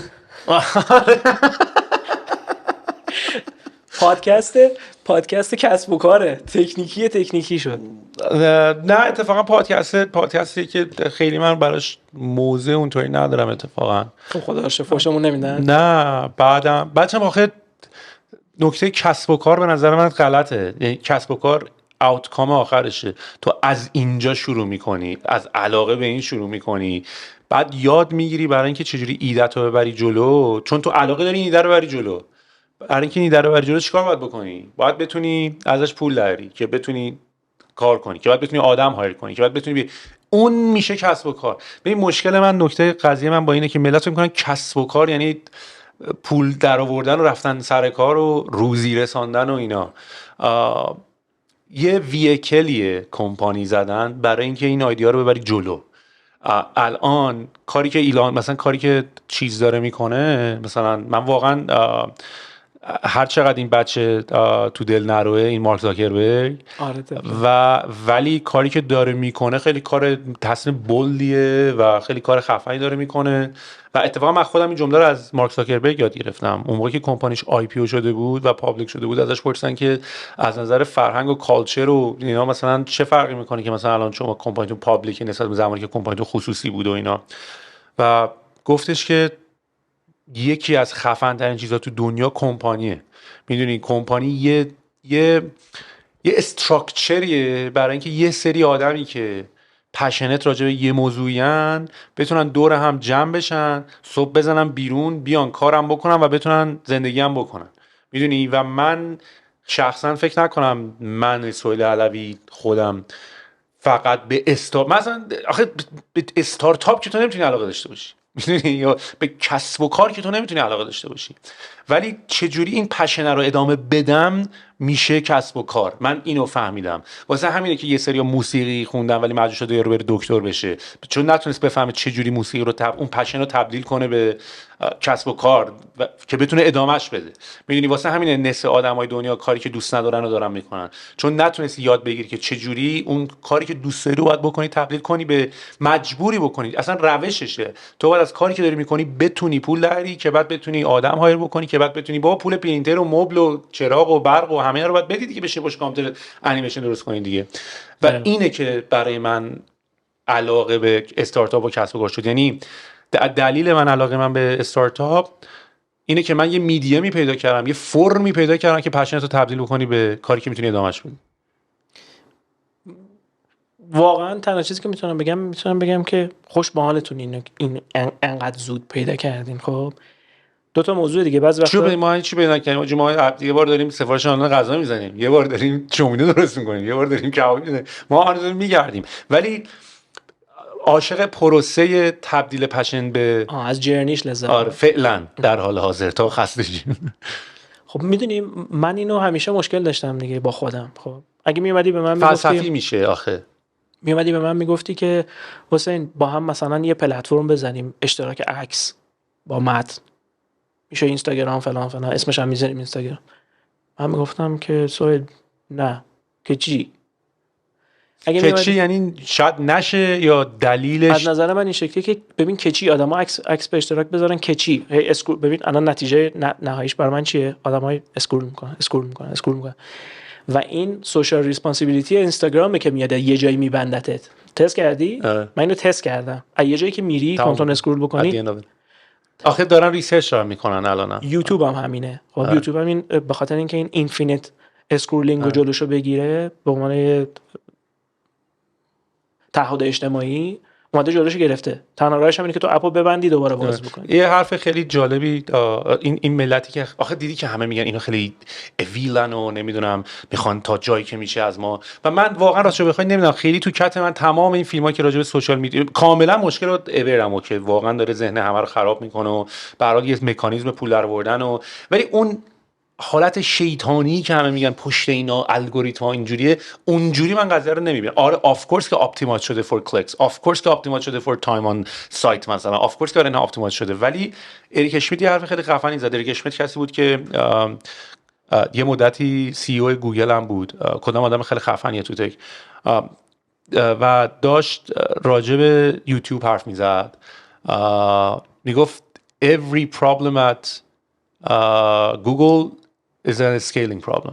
یعنی میگفت تو مثلا اگه یه ویدیویی مثلا بیلیون ساعت ویدیو تو هر ثانیه داره آپلود میشه توی یوتیوب، چیز عجیب غریبیه. و میگفت تو فقط فرض کن مثلا ما بخوایم مثلا یه فریم مثلا یه چیزی راجع به پورنو مثلا بخوایم حذف کنیم، حتی اگر فقط تغییری که ما داریم میدیم با توجه به اسکیلی که سایزی که گوگل و یوتیوب و اینا دارن، اگه مثلا فقط میخوام پرایورتایز بکنیم، مثلا بگیم این که فقط 0.0.1% یوزرهای ما رو افکت میکنه، اون 0.0.1% یوزر خودش 50 میلیون یوزره مثلا، میدونیم. میگفت واسه همه مشکل ما اسکیلینگ پرابلم. میگفت مثلا چیز نداریم بگیم ما فقط مثلا این کمه عددمون فقط مثلا 0.1% یوزر ما رو افکت میکنه، 0.1 یوزر افکت کردن ما we are talking about millions of people.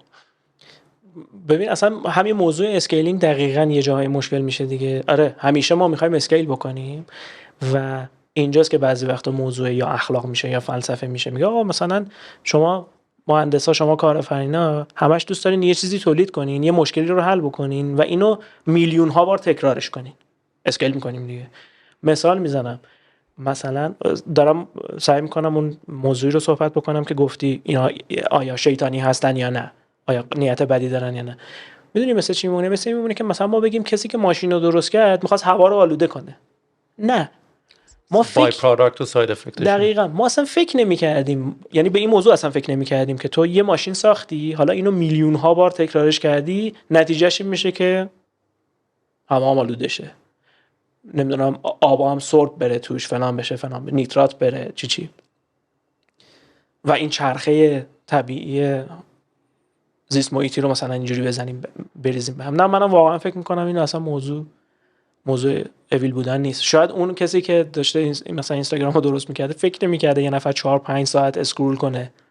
همه رو نمیدونن کی قراره بتونه تصمیم بگیره که حالا راه درستش چیه. یکی از بحثی که ایلان ماسک رو رفت تو بورد توییتر که حالا امروز البته خبرش اومد که تصمیم گرفته نره. با اینکه 9 آره خرید همین نمیذارن قبلی که تو بیای دیدم خبرش اومد که تصمیم گرفته کنم ایمپلوی گوگل، ایمپلوی توییتر یکم هم قاطی بودن. و کی تصمیم میگیره کی باید دی پلتفرم بشه، کی باید بمونه، کی نباید بمونه، میدونی. و اینا سوالاییه که اتفاقا سوالای خیلی بزرگ، یعنی ما الان اتفاقا خیلی سریع داریم به بزرگترین سوالای سوسایتی نزدیک میشیم، میدونی. اینجوری که این کی گفته مثلا ما باید این کارو بکنیم، کی گفته نباید اون کارو بکنیم. این همون موضوعیه که داره تو بلاک چین تعقیب میشه، DAO ها، Decentralized Autonomous Organizations، که بازی موضوع رو داره که دیدم تو بعضی از دوستان مثلا موضوع دیستریبیوشن یا دیستریبیوتد نتورک رو با دیسنترالایز بودنش یا سنترالایز بودنش قاطی میکنن این دوتا رو.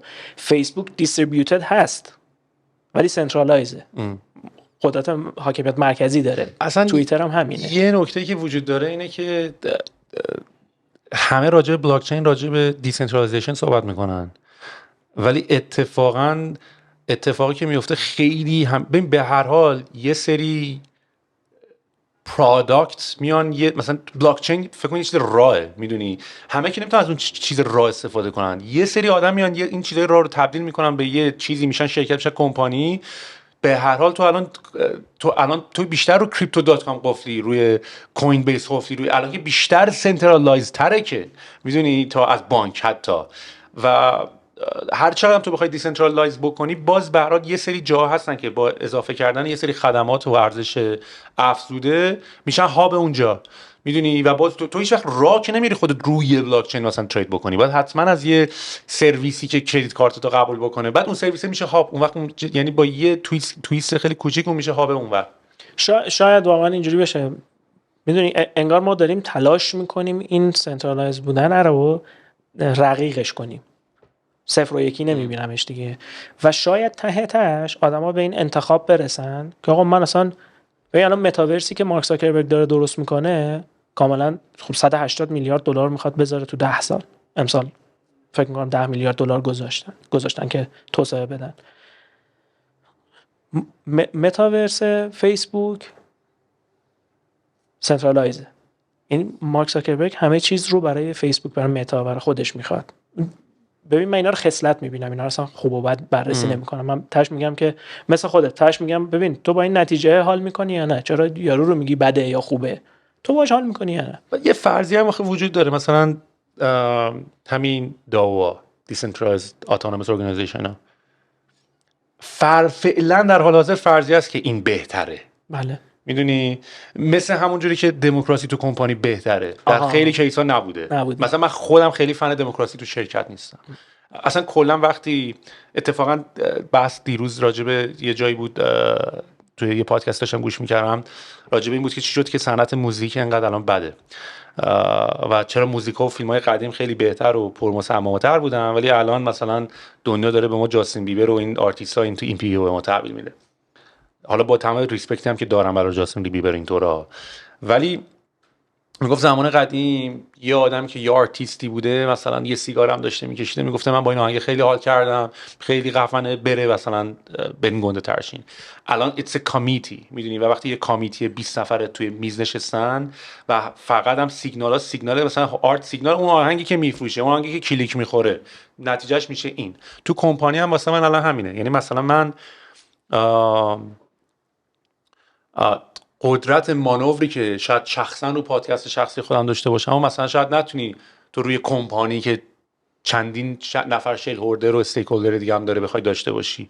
و بعد من احساس میکنم خب اون وقت کمپانی رو یواش میکنه. حالا شاید بتونیم آرگیو کنیم اون وقت خب طولانی تر راه خواهی رفت میدونی، ولی مثلا ایلان رو نگاه کن مثلا، خب ببین از اون ورش کاملا خب چیز دیگه، حالا درسته کلی نتورک و آدم خفن دورشون دارن بهش ادوایز میدن ولی سیستم چیزه یه نفره غیر دموکراتیکه تصمیم گیری ها میدونی، و همش هم یه پوینت آف فیلیری هم داره به اسم ایلان ماسک و فرضیه است که حالا کلا اگه داو باشه خوبه، اگه بلاک چین باشه خوبه. یعنی ما هنوز نمیدونیم حالت دیسنترالایزش چطوری میتونه باشه و آیا خوب هست یا نیست. قبول دارم. من تهش فکر میکنم با سرعت اگه تو زمان پیش بریم این شکلی بشه که حالا مثلا بقای اسلحه اگه بخوایم نگاه بکنیم بگی یه دونه دیسنترالایز هست که حالا باز آخه موضوع پرمیشنلس یا پرمیشنت بودن بلاک چین هم هست، اونا رو کار ندارم. فکر میکنیم که تهش یکیشون دیسنترالایز میشه DAO میشه، یکیشون هم سنترالایز میشه و یه سری آدم براش تصمیم میگیرن. جامعه هم همینطوری میتونه بشه دیگه. جامعه میتونه دموکراتیک بشه، میتونه اونورش چی بود؟ لیبرال تور. نه چیز دیکتاتورشیپ بشه. حالا آیا دیکتاتورشیپ مثلا چیزه؟ حتما بده؟ همین من دارم میگم. و تو تاریخ هم داشتیم، یعنی تاریخ داشتیم که دموکراسی خوب بردن، تاریخ داشتیم که دیکتاتورشیپ هم خوب بردن. دیکتاتوری خوب مثلا یکیشون میشه مهاتیر محمد مالزی. یه مثال خیلی جالبی هم یه ویدیو تو یوتیوب هست راجع به داستان مشکل دموکراسی. فکر کنم مثلا یوتیوب سرچ بکنیم مثلا what is the problem with democracy، خیلی باحاله. که یه مثلا مال زمان قدیمه، مثلا از اینا که مثلا فاز گیم اف ترونزی و اینا لباسا اونجوری و اینا و همه نشستن و اینا، بعد یهو میگه مثلا مشکل دموکراسی میدونید چیه؟ مثلا میگه فکر کنم الان یه نفرمون قراره باید اعدام بشه، مجبوری یه نفر رو باید اهدا کنیم اعدام بشه. بعد خاطر سری یارو اینجوری میکنه، هر کی میگه حسین باید اعدام بشه دستش بالا، سری مثلا 90% دم دستش میبرن بالا به قول یه نفر. و داره نشون میده که بیا مشکل دموکراسی اینه که تا زمانی که به ضرر تو اگه نباشه و سریع بتونی بدی بری نفر بعدی، همه اونجا پایان. و این خیلی میام سرچ بکنید، خیلی ویدیوهای خیلی سریع جذاب نشون میده. این چیز یادم نیست خودش چی بود، این نظریه یا تئوری بوز اگه اشتباه نکنم که آدما دوست دارن تو اجتماع جایی که تصمیم خاصی ندارن، موضع خاصی ندارن، مثل بقیه رفتار کنن، فالوور باشن. بخاطر این مشکل تو هنوز انقدر کوالیفای نیستی که اصلا یه مشکلی که رو وب 2.0 ما باز پارسا داشتیم سعی می‌کردیم حل بکنیم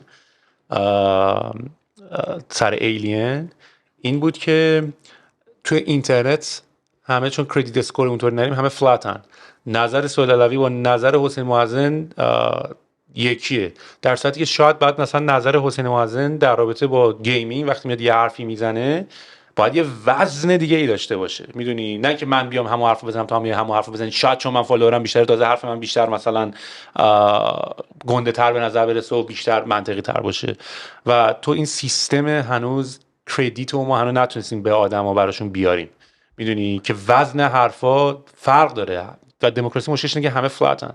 تو وب تو دقیقاً همین موضوعیه که میگی داره اتفاق افتاده و این دموکراسی اومده تو شبکه‌های اجتماعی به همین شکل اومده. یعنی تو میتونی بلاک کنی، میتونی آنفالو کنی و ریپورت کنی و این موضوع پیش میاد که کنسل کالچر، باستردایز کردن. این کنسل کالچر اینا رو من میدونم این جنریشن زی کاملا میدونه چیه، من نمیدونستم. من تا چند وقت پیش آقا کنسل کالچر، آره تو توییتر کنسل هم کردن. چیکارت کردن؟ کنسل هم کردن دیگه. کنسل چیه؟ هیچی دیگه. مثلا تو میری در مورد مثلا چه میدونم ضد LGBTQ اگه صحبت بکنی، اصلا دلیلی که یوتیوب دیسلایک باتن رو برداشت همین بود دیگه. و من اینجا اینجور آدما رو دوست دارم، آدمی که مثلا جردن پیترسون.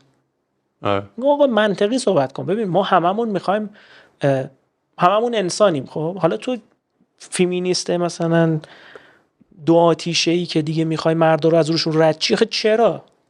باشه بیا تعادل برقرار کنیم. چرا باز داری آن بالانس اونوری برقرار میخوای بکنی؟ میگه آقا جردن پیترسون خب خیلی جوونا و آقایون جوون بیشتر دنبالشن و فالوورشن و دوستش دارن، ولی خودش هی میگه آقا من علیه خانوم ها یا به نفع آقایون میگه صحبت ابزرویشن اینه. میگه ابزرویشن و همش هم با دیتا صحبت میکنه.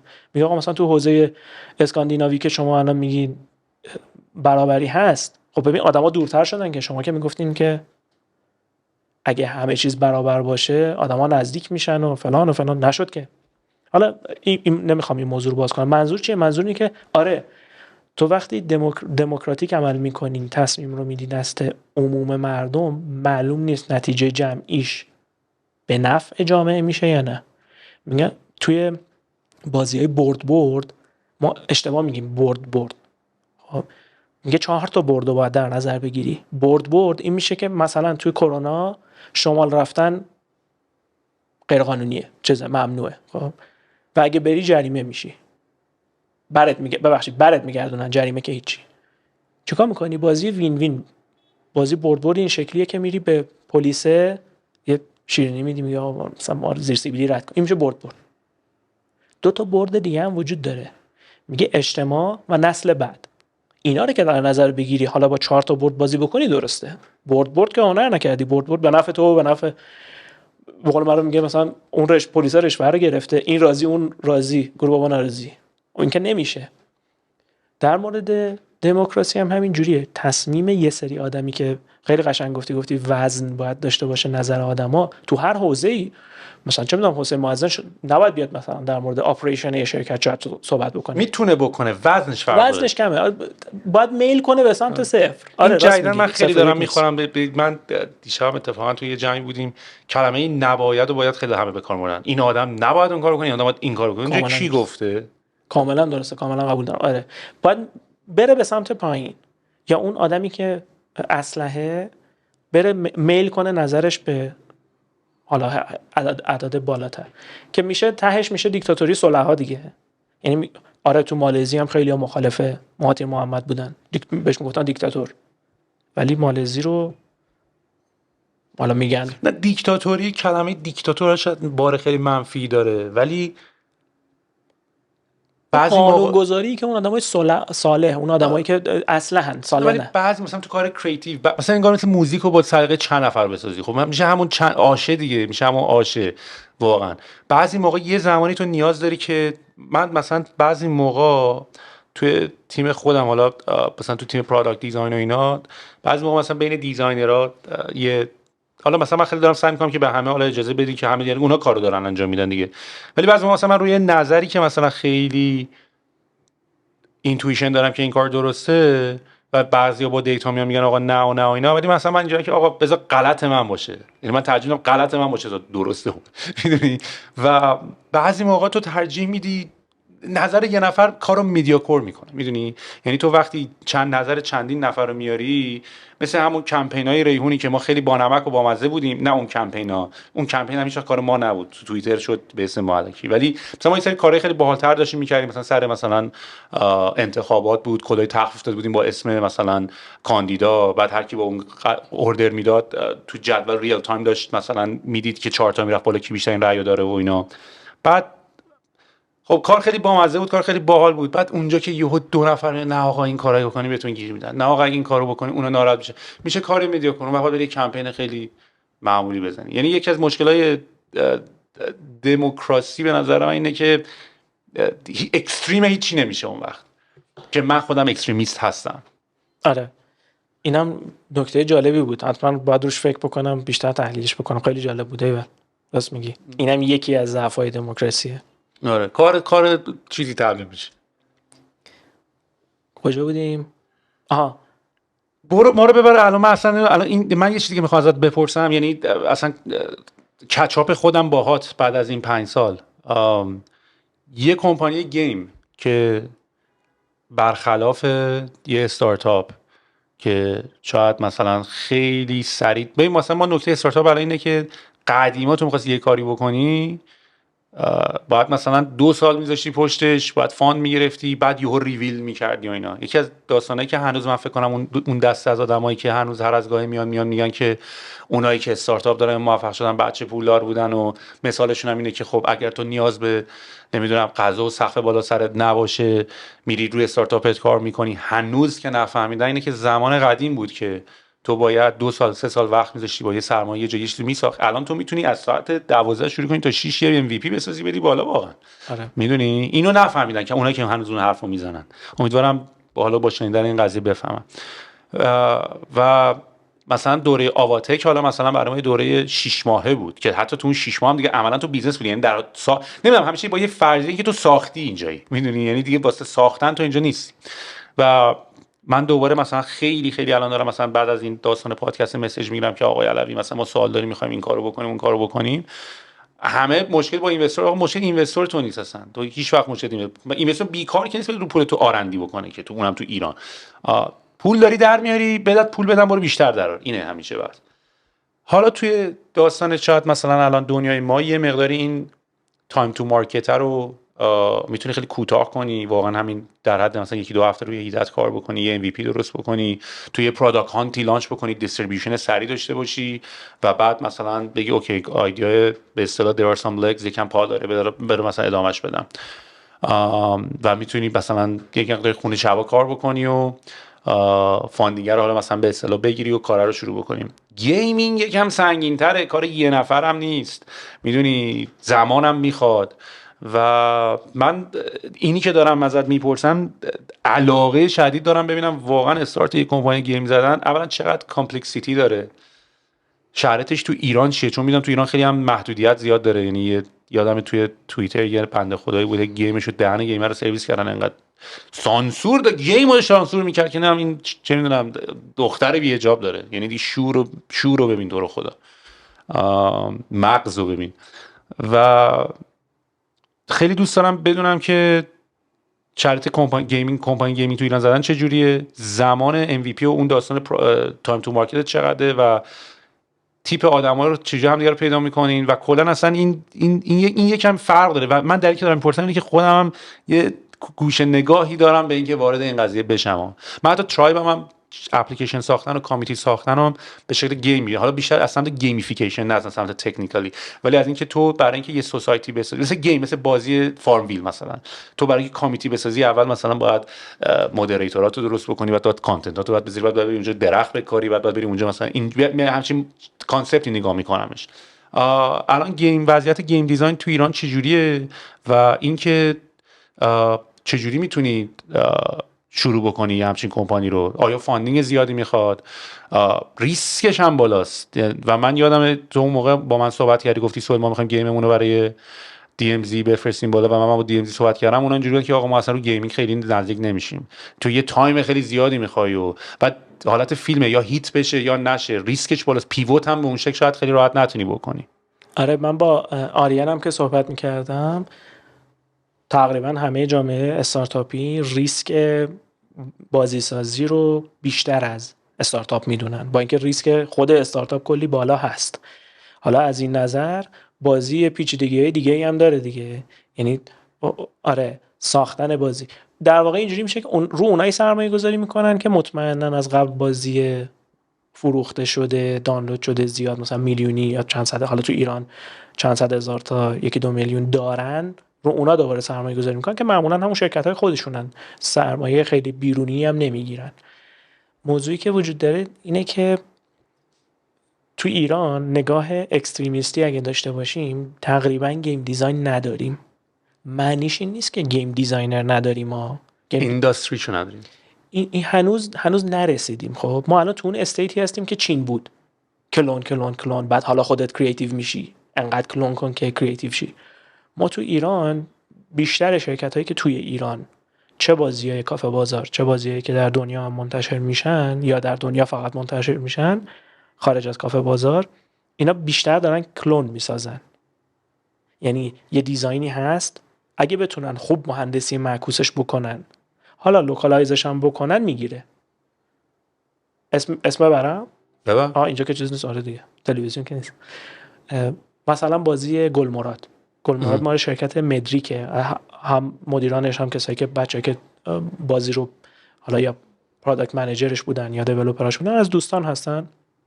خب این بازی کلون گاردنسکیپه، همون بازیه، فقط اومده مثلا گلمراد ایرانی شده، مثلا ماشینه پیکان جوانان شده، موه مثلا دهه 60 شده، مثلا خانم چارقده نمیدونم مثلا گلگلی سفید داره، یه همچین چیزی. اتفاقا یه بار داشتم یکی از مسابقات جان کارمک نگاه می‌کردم، یه نکته‌ای بود مثل که دوم اینا هنوز زنده است، به خاطر اینکه اون کد بیس اوپن سورس تور شده، ملت هنوز مثلا میان جای تفنگه رو مثلا با جای دست گلدون مثلا عوض میکنن، جای پترن جای دیواره رو مثلا با چیز دیگه عوض میکنن. یعنی هنوز من دیدم است که اینکارنیشن های بازی دوم هنوز که هنوزه تو مارکت و ملت دارن بازی میکنن، باهاش کارهای اکسایتینگ میکنن و خیلی از آدما هست که با این روش اصلا گیم دیزاین علاقه‌مند شدن. اون داستان ماد سازی رو میگی؟ آره ابزارهای مثلا لول ادیتورها و اینا رو وقتی میدن بیرون، چه اوپن سورس باشه چه کلوز سورس باشه فرقی نمیکنه، ابزار مادسازی رو که میدن بیرون، آره اون کامیونیتی میاد خلاق میشه، کلی کار انجام میده. الان تو نگاه کن مثلا تو بازی گاداوار 4 موقعی که اومد رو پی سی، اومدن کاراکترهای جی تی ای رو برداشتن گذاشتن جای کریتوس، مثلا یه عالمه ماد اینجوری دادن، بعد ویدیو میگیرن میذارن. جنریشن زی یه سری مثلا نمیشه ویدیوهایی دارن، یکم ما باید بفهمیمشون. آره قدیما به ما میگفتن، الان مثلا ما اینجوری که آقا تو تیک تاک چی کار میکنی؟ من این پلتفرم‌ها رو هیچ کدوم نبودم. خب یعنی هر کدومو میومدی به من میگفتی حسین بریم بسازیم، سهیل نه من برام همین داستان فنیمو بخونم و اینا. چجوری تیم بسازی؟ ببین من بردم کوتاهه، مثل بلوتوثم. خب NFC نباشم بلوتوثم. من رو آدما وان آن وان خوب تاثیر میذارم، میتونم آدما رو هایپ کنم، بهشون بگم بیا بهت یاد میدم، بیا خودت فرصت بهت میدم یاد بگیری. اینا معمولا از دوستان دهان به دهان پیدا میشن یا از مثلا آگهی‌ها. من مصاحبه که میکنم به جرئت بهت میگم مصاحبهام عین هم نیستن، چون آدما عین هم نیستن. طرف که میشینه من بهش میگم ببین من هم این ور میز بودم هم اون ور میز بودم، الانم امروز تو اون ور میزی من این ور میزم، هیچ معنی برای من نداره. اومدیم با هم گپ بزنیم ببینیم با هم حال میکنیم، میتونیم با هم کار بکنیم یا نه. دقیقاً کاری که من تو مصاحبه‌ام میکنم. من همه مصاحبه‌ام که شروع میشه همون اول آیس بریکینگ میکنم، اینطوری که این مصاحبه نیست، این فقط برای اینه که اولا که هم تو باید من انتخاب بکنی، اصلا بیشتر تو باید من انتخاب بکنی، هم من تو، و فقط میخوایم ببینیم سینرژی کار کردن با هم داره یا نه. اصلا اسمش مصاحبه، یعنی مثلا نمیدونم تو سوال بپرسن تو بلدی بعد من میگم بله بفرمایید. دقیقاً فکر میکنم آدما یه مقدار خاکستری تر که میشن، نگاهشون به دنیا خاکستری تر که میشه، به این نتیجه میرسن که بابا نمیدونم نتیجه سن و سال و تجربه است. نه من از اولش همینطوری بودم. از اولش همینطوری بودی. من سنم کمتر که بود یه مقدار قاطعانه تر صحبت میکردم، این بده خوبه. بعد اومدم جلوتر دیدم نه اینجوری نیست، خیلی جاها من اشتباه میکردم، شاید من از راه سختش اومدم. ولی اگه خلاصه راه من اینجوریه. من آخه ولی تو جالبه، تو تیپ آدمایی مثل تو من دارم چند نمونه، مثلا پسرم خودم اشکان که شاید دیده باشیش، شماهایی که خیلی ذهن لاجیکال دارین، خیلی فلسفه میشین، بعد خیلی به همه موضوع دیپ نگاه میکنین، خیلی دنبال معنا هستین. همین که اینستاگرام که چی، من اصلا اونجوری نگاه نمیکنم، کچیش که حالا کچی که حال میده دیگه، من در این حد باش اوکی ام.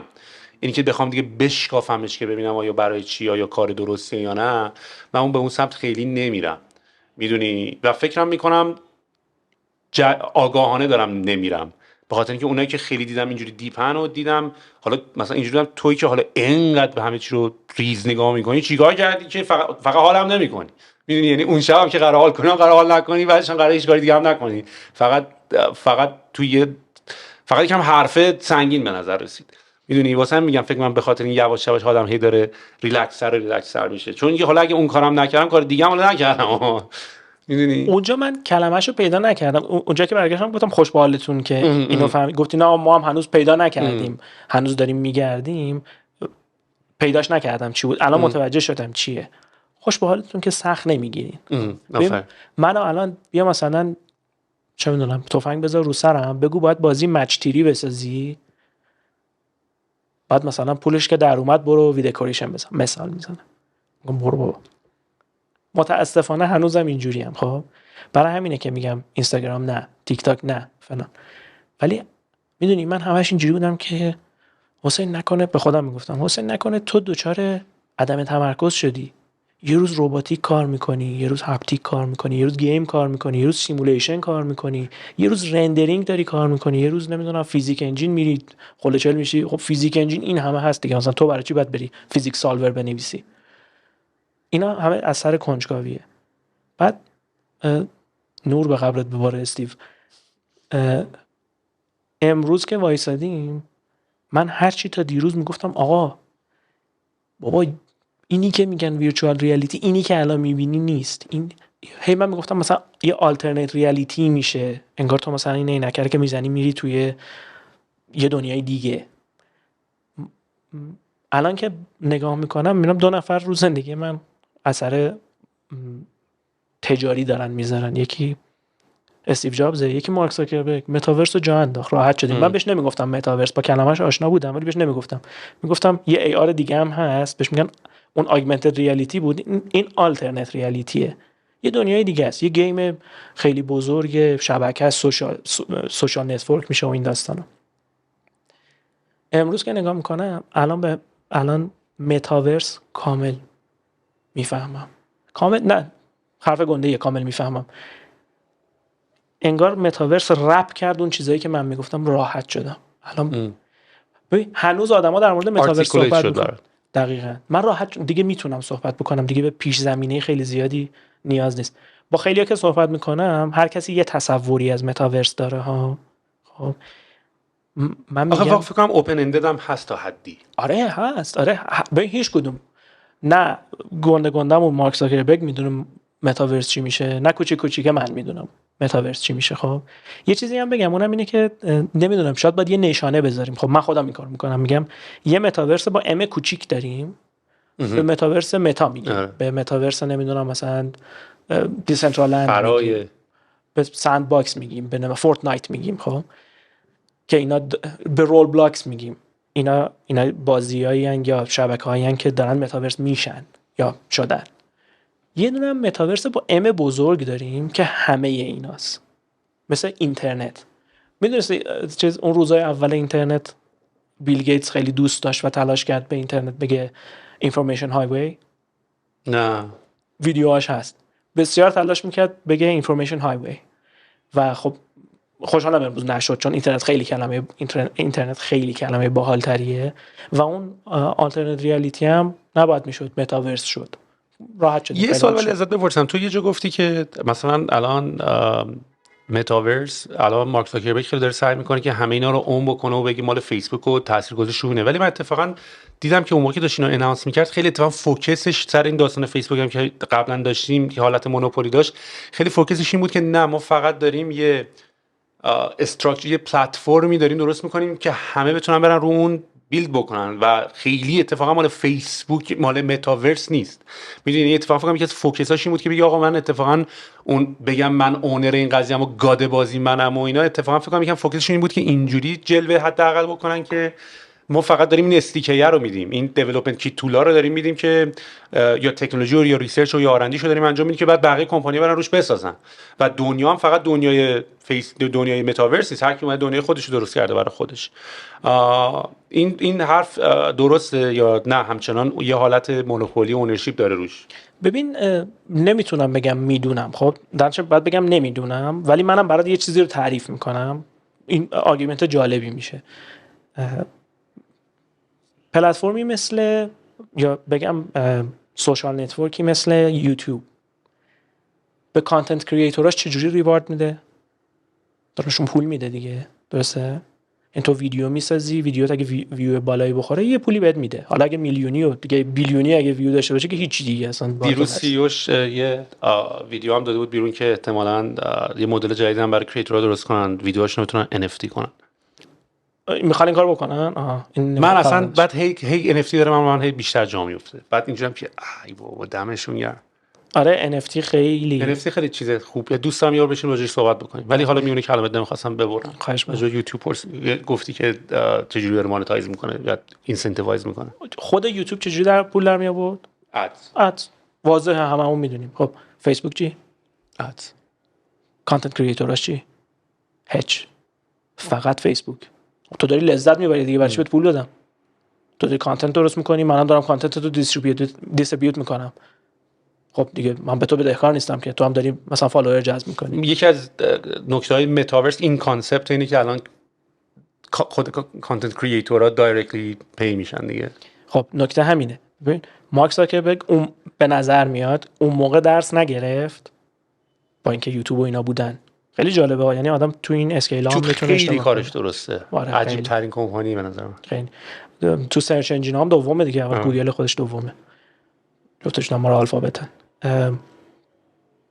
پس چی میشه؟ مارک زاکربرگ میگه او الان این همه فشاری که داره رو من میاد و به واسطه من رو فیسبوک میاد و وجهه کمپانیم داره خراب میشه، بذار درستش کنم. ولی متاورس فیسبوک دیسنترالایز نیست، بازم سنترالایزه. یعنی ببین دیکتاتوره چون نمیتونه دیکتاتور باشه دیکتاتوری نمیکنه، معنیش این نیست که درس گرفته. خب درس میدونی مثل چی میمونه؟ مثل اینه که مثلا یه نفری که حالا چیز دیگه دارم انتزاعی صحبت میکنم، یکی که ذاتاً دزد نمیشه ها، تاکید میکنم نمیشه منطقاً، کسی که ذاتاً دزد رو بذار توی زندان، او ببین درس گرفت دیگه، نه این بیاد بیرون دوباره همون کارو. شاید هم فلسفی باشه همون حرفی که بزنم، شاید اعتقادی هم نداری به اون یکی روش که حالا بگی ازش درس هم گرفتی. آره چه بسا که چه درسی گرفته، کمپانی زده گنده شده رفته داره بعدی رو میزنه. آره دیگه، چون یه بحثی هم هست اینا گروثشون دیگه کم میشه، نه به معنای بد، دیگه آدم نیستی. الان واقعا فیسبوک دیگه آدم نیستی بره رو پلتفرمش. یکی از نکته خنده‌دار این دیگه آخراش دیگه داشتن اینترنت می‌بردن جای فقیر که دادش تو هم بیا تو فیسبوک، میدونی. و این میدیاها خیلی اخبار رو بد نشون میدن. یعنی مثلا میگن وای رشد فیسبوک کم شد که دادش دیگه آدم باید به دنیا بیاد دیگه بخواد رشد فیسبوک زیادتر بشه. حالا درسته یوزیج و همه اونا هست، ولی میگم مثلا هنوز برای من سواله که مارک زاکربرگ already is a winner in that sense که حالا بخوای ببینید درس گرفته یا نه. آره روشش هم کار کرده، میخوای به این روشی که کار نکرده دعوتش کنی. دقیقاً آدمی که به موفقیت رسیده دیگه نمیتونی بهش بگی ببین یه روش بهترم بودا. به اضافه این که گفتم تهش بازم کسی نمیدونه، به قول تو بازم کسی نمیدونه که تهش این DAO بشه بهتره یا سنترالایز باشه بهتره.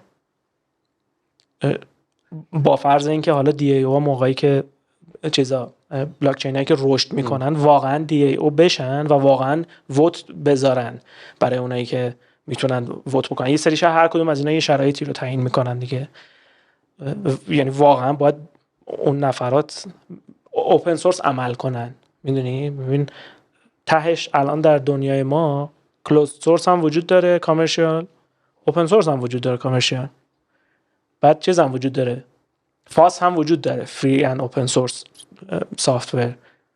خب اینا هیچ کدومشون به هم دیگه کاری ندارن، هستن دیگه، یه کو اگزیستنسه، با هم وجود دارن، با هم همزیستی میکنن مسالمت آمیز. شاید متاورس هم همینجوری بشه، آدم‌ها انتخاب بکنن و این مسئله رو بالاخره باید حل بکنن که من اگه یه NFT دارم، یه آواتاری دارم، آواتار فورتنایتمو میتونم ببرم تو متا، میتونم ببرم تو اون یکی، میتونم ببرم تو دیسنترالند. اصلا بعضی از اینا تماشون با هم فرق میکنه. یعنی یکیشون مثلا این لگوه، خب تو مثلا کاراکتر فورتنایت تو که NFT ببری اونجا چه شکلی میشه؟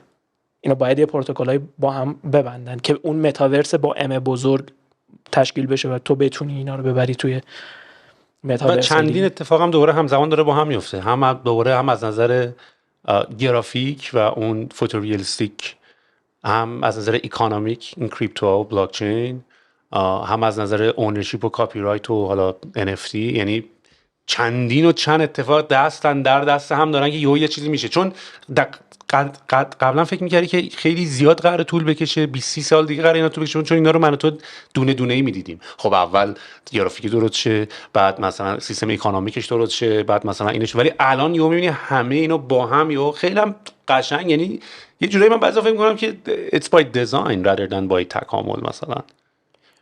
من واقعا نمیدونم، ولی چیزی که میبینم آره دقیقاً همه اینا به شدت با سرعت خیلی زیادی دارن رشد میکنن. یعنی اصلا اگه ببین الان مثلا موضوع یعنی بیت کوین رو مثلا فکر نمی‌کنم ساتوشی ناماکاتو توریو اینا باشه، قشنگ like it is by design. ساتوشی ناکاموتو واقعا آره دیگه معلوم نیست شخصه ایرانه یا مثلا ایلان ماسک مثلا یا مثلا اصلا یه ایران گفت مجموعه. من نیستم، یعنی اینجوری بود که من نیستم. رو صداقتش خیلی حساب کردی. نه آدم درستیه، باش حال میکنم. آدم خیلی من جالب. کلا حال میکنم با همه، نمیدونم مثلا یه سری از یه سری بعدشون میاد چرا، میتونی خوشت نیاد و مثلا یه سری کارا ولی آدمایی که یه جا رسیدن، یعنی مثلا من با مارک زاکربرگ حال میکنم، با بیل گیتس حال میکنم، با استیو جابز حال میکنم، با ایلان ماسک حال میکنم، با جک دورسی حال میکنم، اصلا نمیشه با شما حال نکنی که آخه.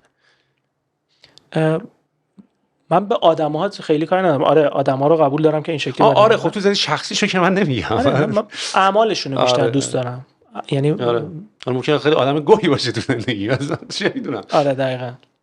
مثلا در مورد اینشتین حالا یه حرفایی هست که تو زندگیش خیلی آدمه. چارلی چاپلین هم مثلا چایلد مولستر بوده. داداشمون رفت با هم.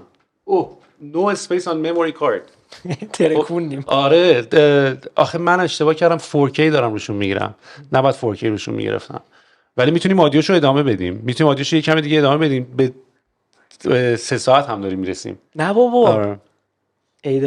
میتونیم 7 دقیقه تا میتونیم سر 3 ساعت اگه دوست داریم مک ببندیمش. آره حتما. و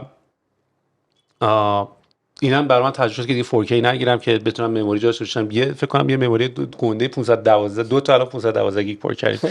ولی اینو من هنوز جوابشو بخوام ازت بگیرم که الان بین استارتاپ وی دکوریشن که نمیدونم چیزش چی شد، آخرش فروختیش فیل کامل شد، پول در نیاوردی، چجوری تونستی دوباره سرتو بیاری بالا ترانزیشن کنی به یک کار کمپانی که سخت‌تری مثل گیم دیزاین؟ پول از کجا آوردی؟ فاندینگ از کجا آوردی؟ چقدر بعدشون رو شروع کردی؟ پیوت کردی؟ اینو من دوست دارم. اینو خوبه خلاصه، قشنگ خلاصه هم میتونم بهت بگم. من و آریان و خانومم کوفاندرهای وی دکوریشن بودیم. ایده خانومم بود، من در واقع تکنولوژی بودم و آریان هم قسمت حالا مارکت و اپریشن و اینا. و عرضم به خدمتت که ما در واقع وی دکوریشن رو فیل کردیم به معنی خود وی دکوریشن. بعد رفتیم یه شرکتی رو قرار شد بزنیم به اسم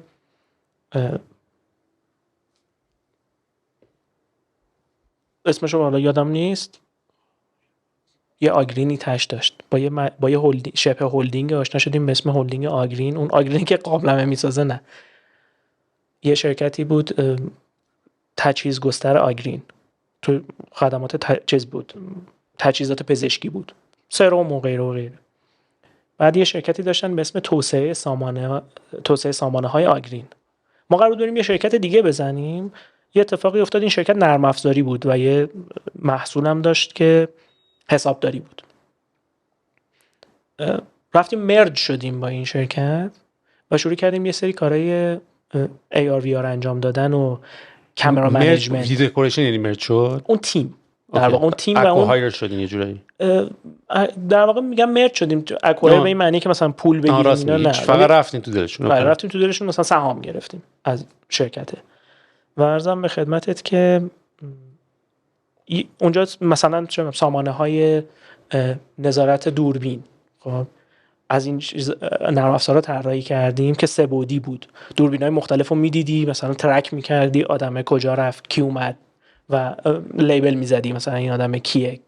تو دوربینای دیگه هم میتونستی ترکش بکنی از دیدش که خارج میشد.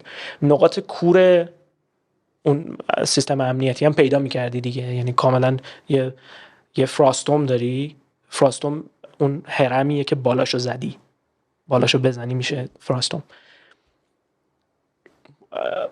کاملا مشخصه که از نظر ریاضی چقدر از اون فضا رو داری میبینی تو دوربین، فیلد آف ویو دوربین معلومه و کدوم نقاط کوره. اون اتوماتیک میتونیم تشخیص بدیم. چشمی هم همینجور، چشمی هم میشد راحت دید. خلاصه این محصول رو هم نتونستیم ما تجاریش بکنیم و یه بلدیایی میخواد. خب مثلا خیلی چیز دیگه که یه بلدی میخواد. خلاصه اینجا بودش که من خانومم برگشت خونه، آریان براش یه پیشنهاد خیلی خوب اومد، رفت فینووا.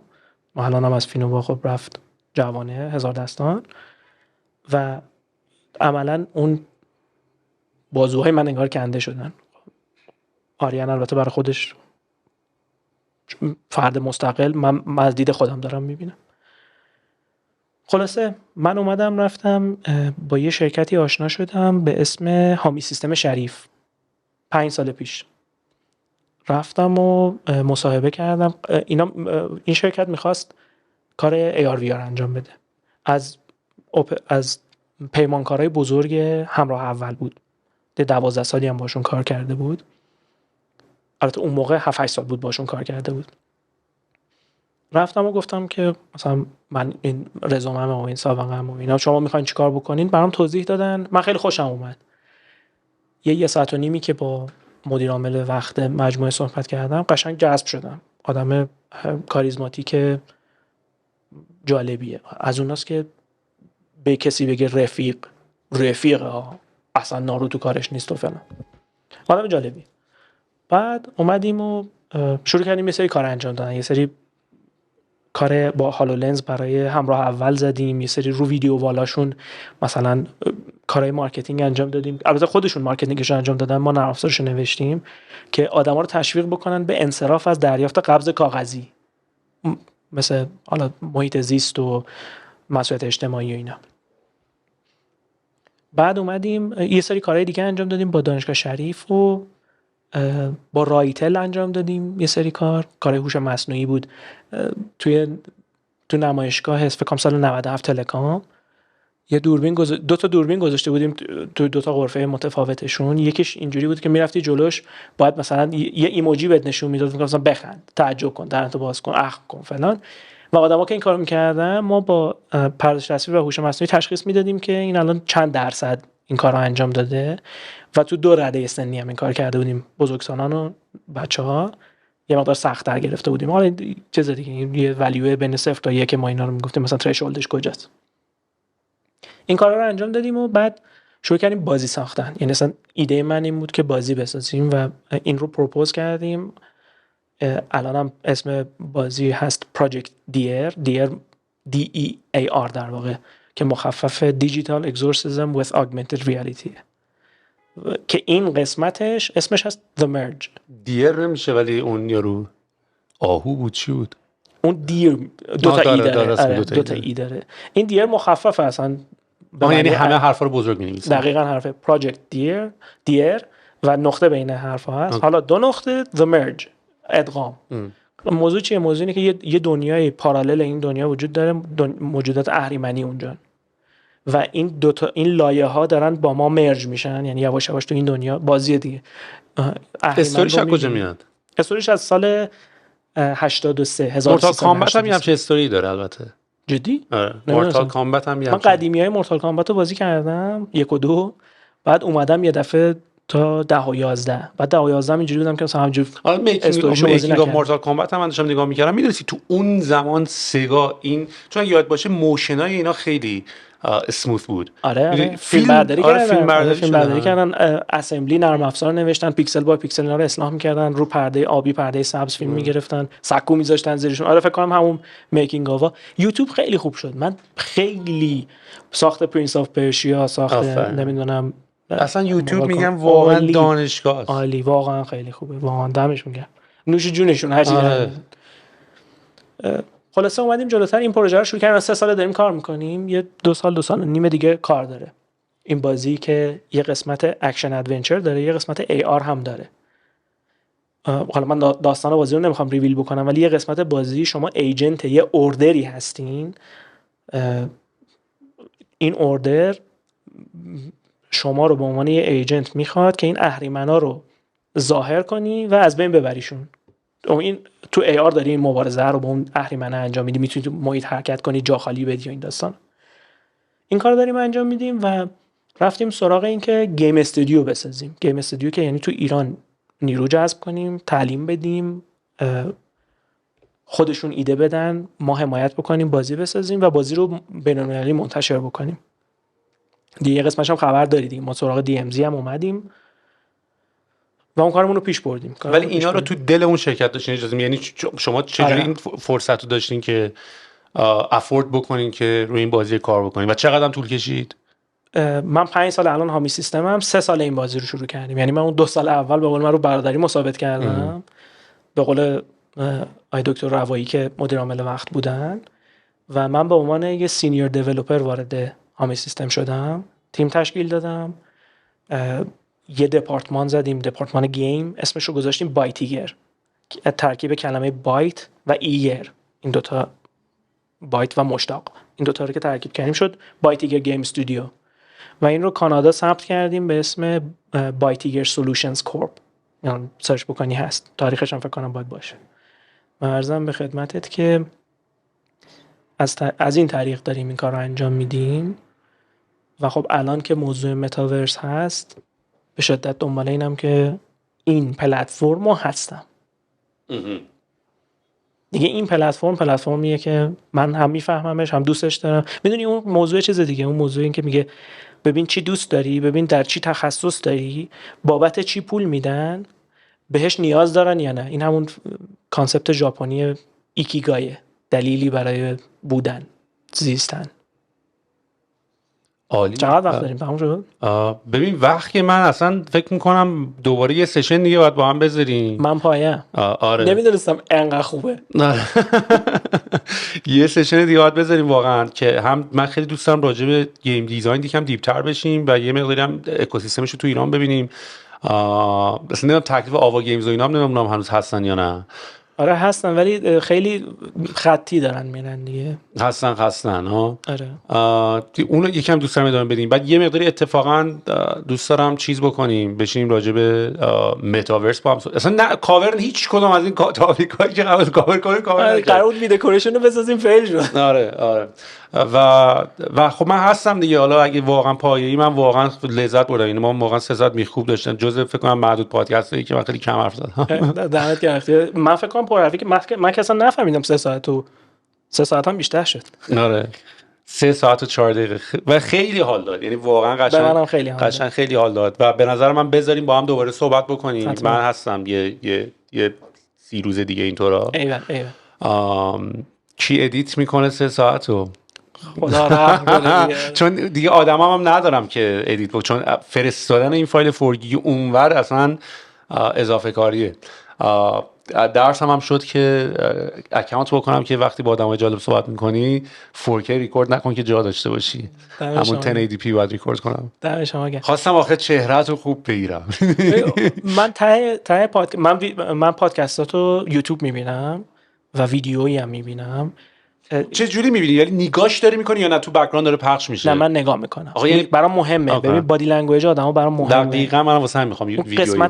قسمتی که با مارتین صحبت کردی رو 2 بار دیدم. خب قسمتی که با سیاوش صحبت کردی رو 2 تا قسمت بود، من نمیدونستم. من متاسفانه دندونه دیدم. بعضیا رو نوتیفیکیشناش که میومده میزدم حتما بره تو لایبرریم یا واچ لیتر میکردم که برم حتما. دم دیگه من باعث افتخار آدم به صوت پادکست گوش میکنم. خیلی دوست دارم. ببین واقعا کیف کردم. کلی هم بهت پیام دادم گفتم دمت گرم که اینو شروع کردی. بعد آخر پادکستات که همیشه میگفتی مثلا دمت گرم خیلی حال داد باز ما هم صحبت بکنیم، فکر می‌کردم مثلا خب این شاید مثلا یه فرموله برای پادکست، بعد دیدم نه واقعا خیلی حال میده. آره یعنی من به عنوان مخاطب که حال می‌کردم، حالا که اومدم خودم دارم صحبت می‌کنم خیلی حال میده. آره دمت هم گرم واقعا. دمت هم گرم حسین. پس من واقعا برنامه میکنم به زودی دوباره با هم صحبت بکنیم. سعی میکنم این پادکست ها رو بذارم بالا. یکم حالا میگم محدودیت حالا اسپید اینترنت هست و نمیدونم حالا ادیتینگ هم هست و بعدش هم یکم بک تو بک هم الان پادکست دارم. یعنی الان با تو تماما میرم سر کار، دوره خواب باشم احتمالاً دوره پادکست، احتمالاً که دوره پادکست دارم. یه لاین اپ خوبی هم دارم. اینترنت پرسرعت خواستی که بیا پیش ما دیگه، فیبر نوری. آره حالا ادیتینگش شد. چقدر اسپیدتون رسما؟ 2 تا 300 داریم. نه بابا آخه این برج ما رو هم گفتن قراره بکنم ولی الان نکردن. ما برج فناوری ترشنیم الان، قبلا قیطریه بودیم. من میام تستشو ولی بگیرم. بیا میام حتما تستشو بیا. بگیرم. هر وقت پس دوست دیگه لیگالیتی و اینا هم نداره یعنی وی پی ان وصل می‌کنی چی هنوزم فصله؟ آره بابا وی پی ان دیگه وصل باشه فصل دیگه. آره نایس. میام پس تستشو میگیرم حتما. چون اینجا آپلود من ندارم یعنی آره تو مشکل آپلود اصلا داری. آپلود نمیتونم بکنم آپلود رسما. دمت گرم. دم خودت گرم و خیلی هم حال کردیم. مخلصیم. مرسی. باری کلا.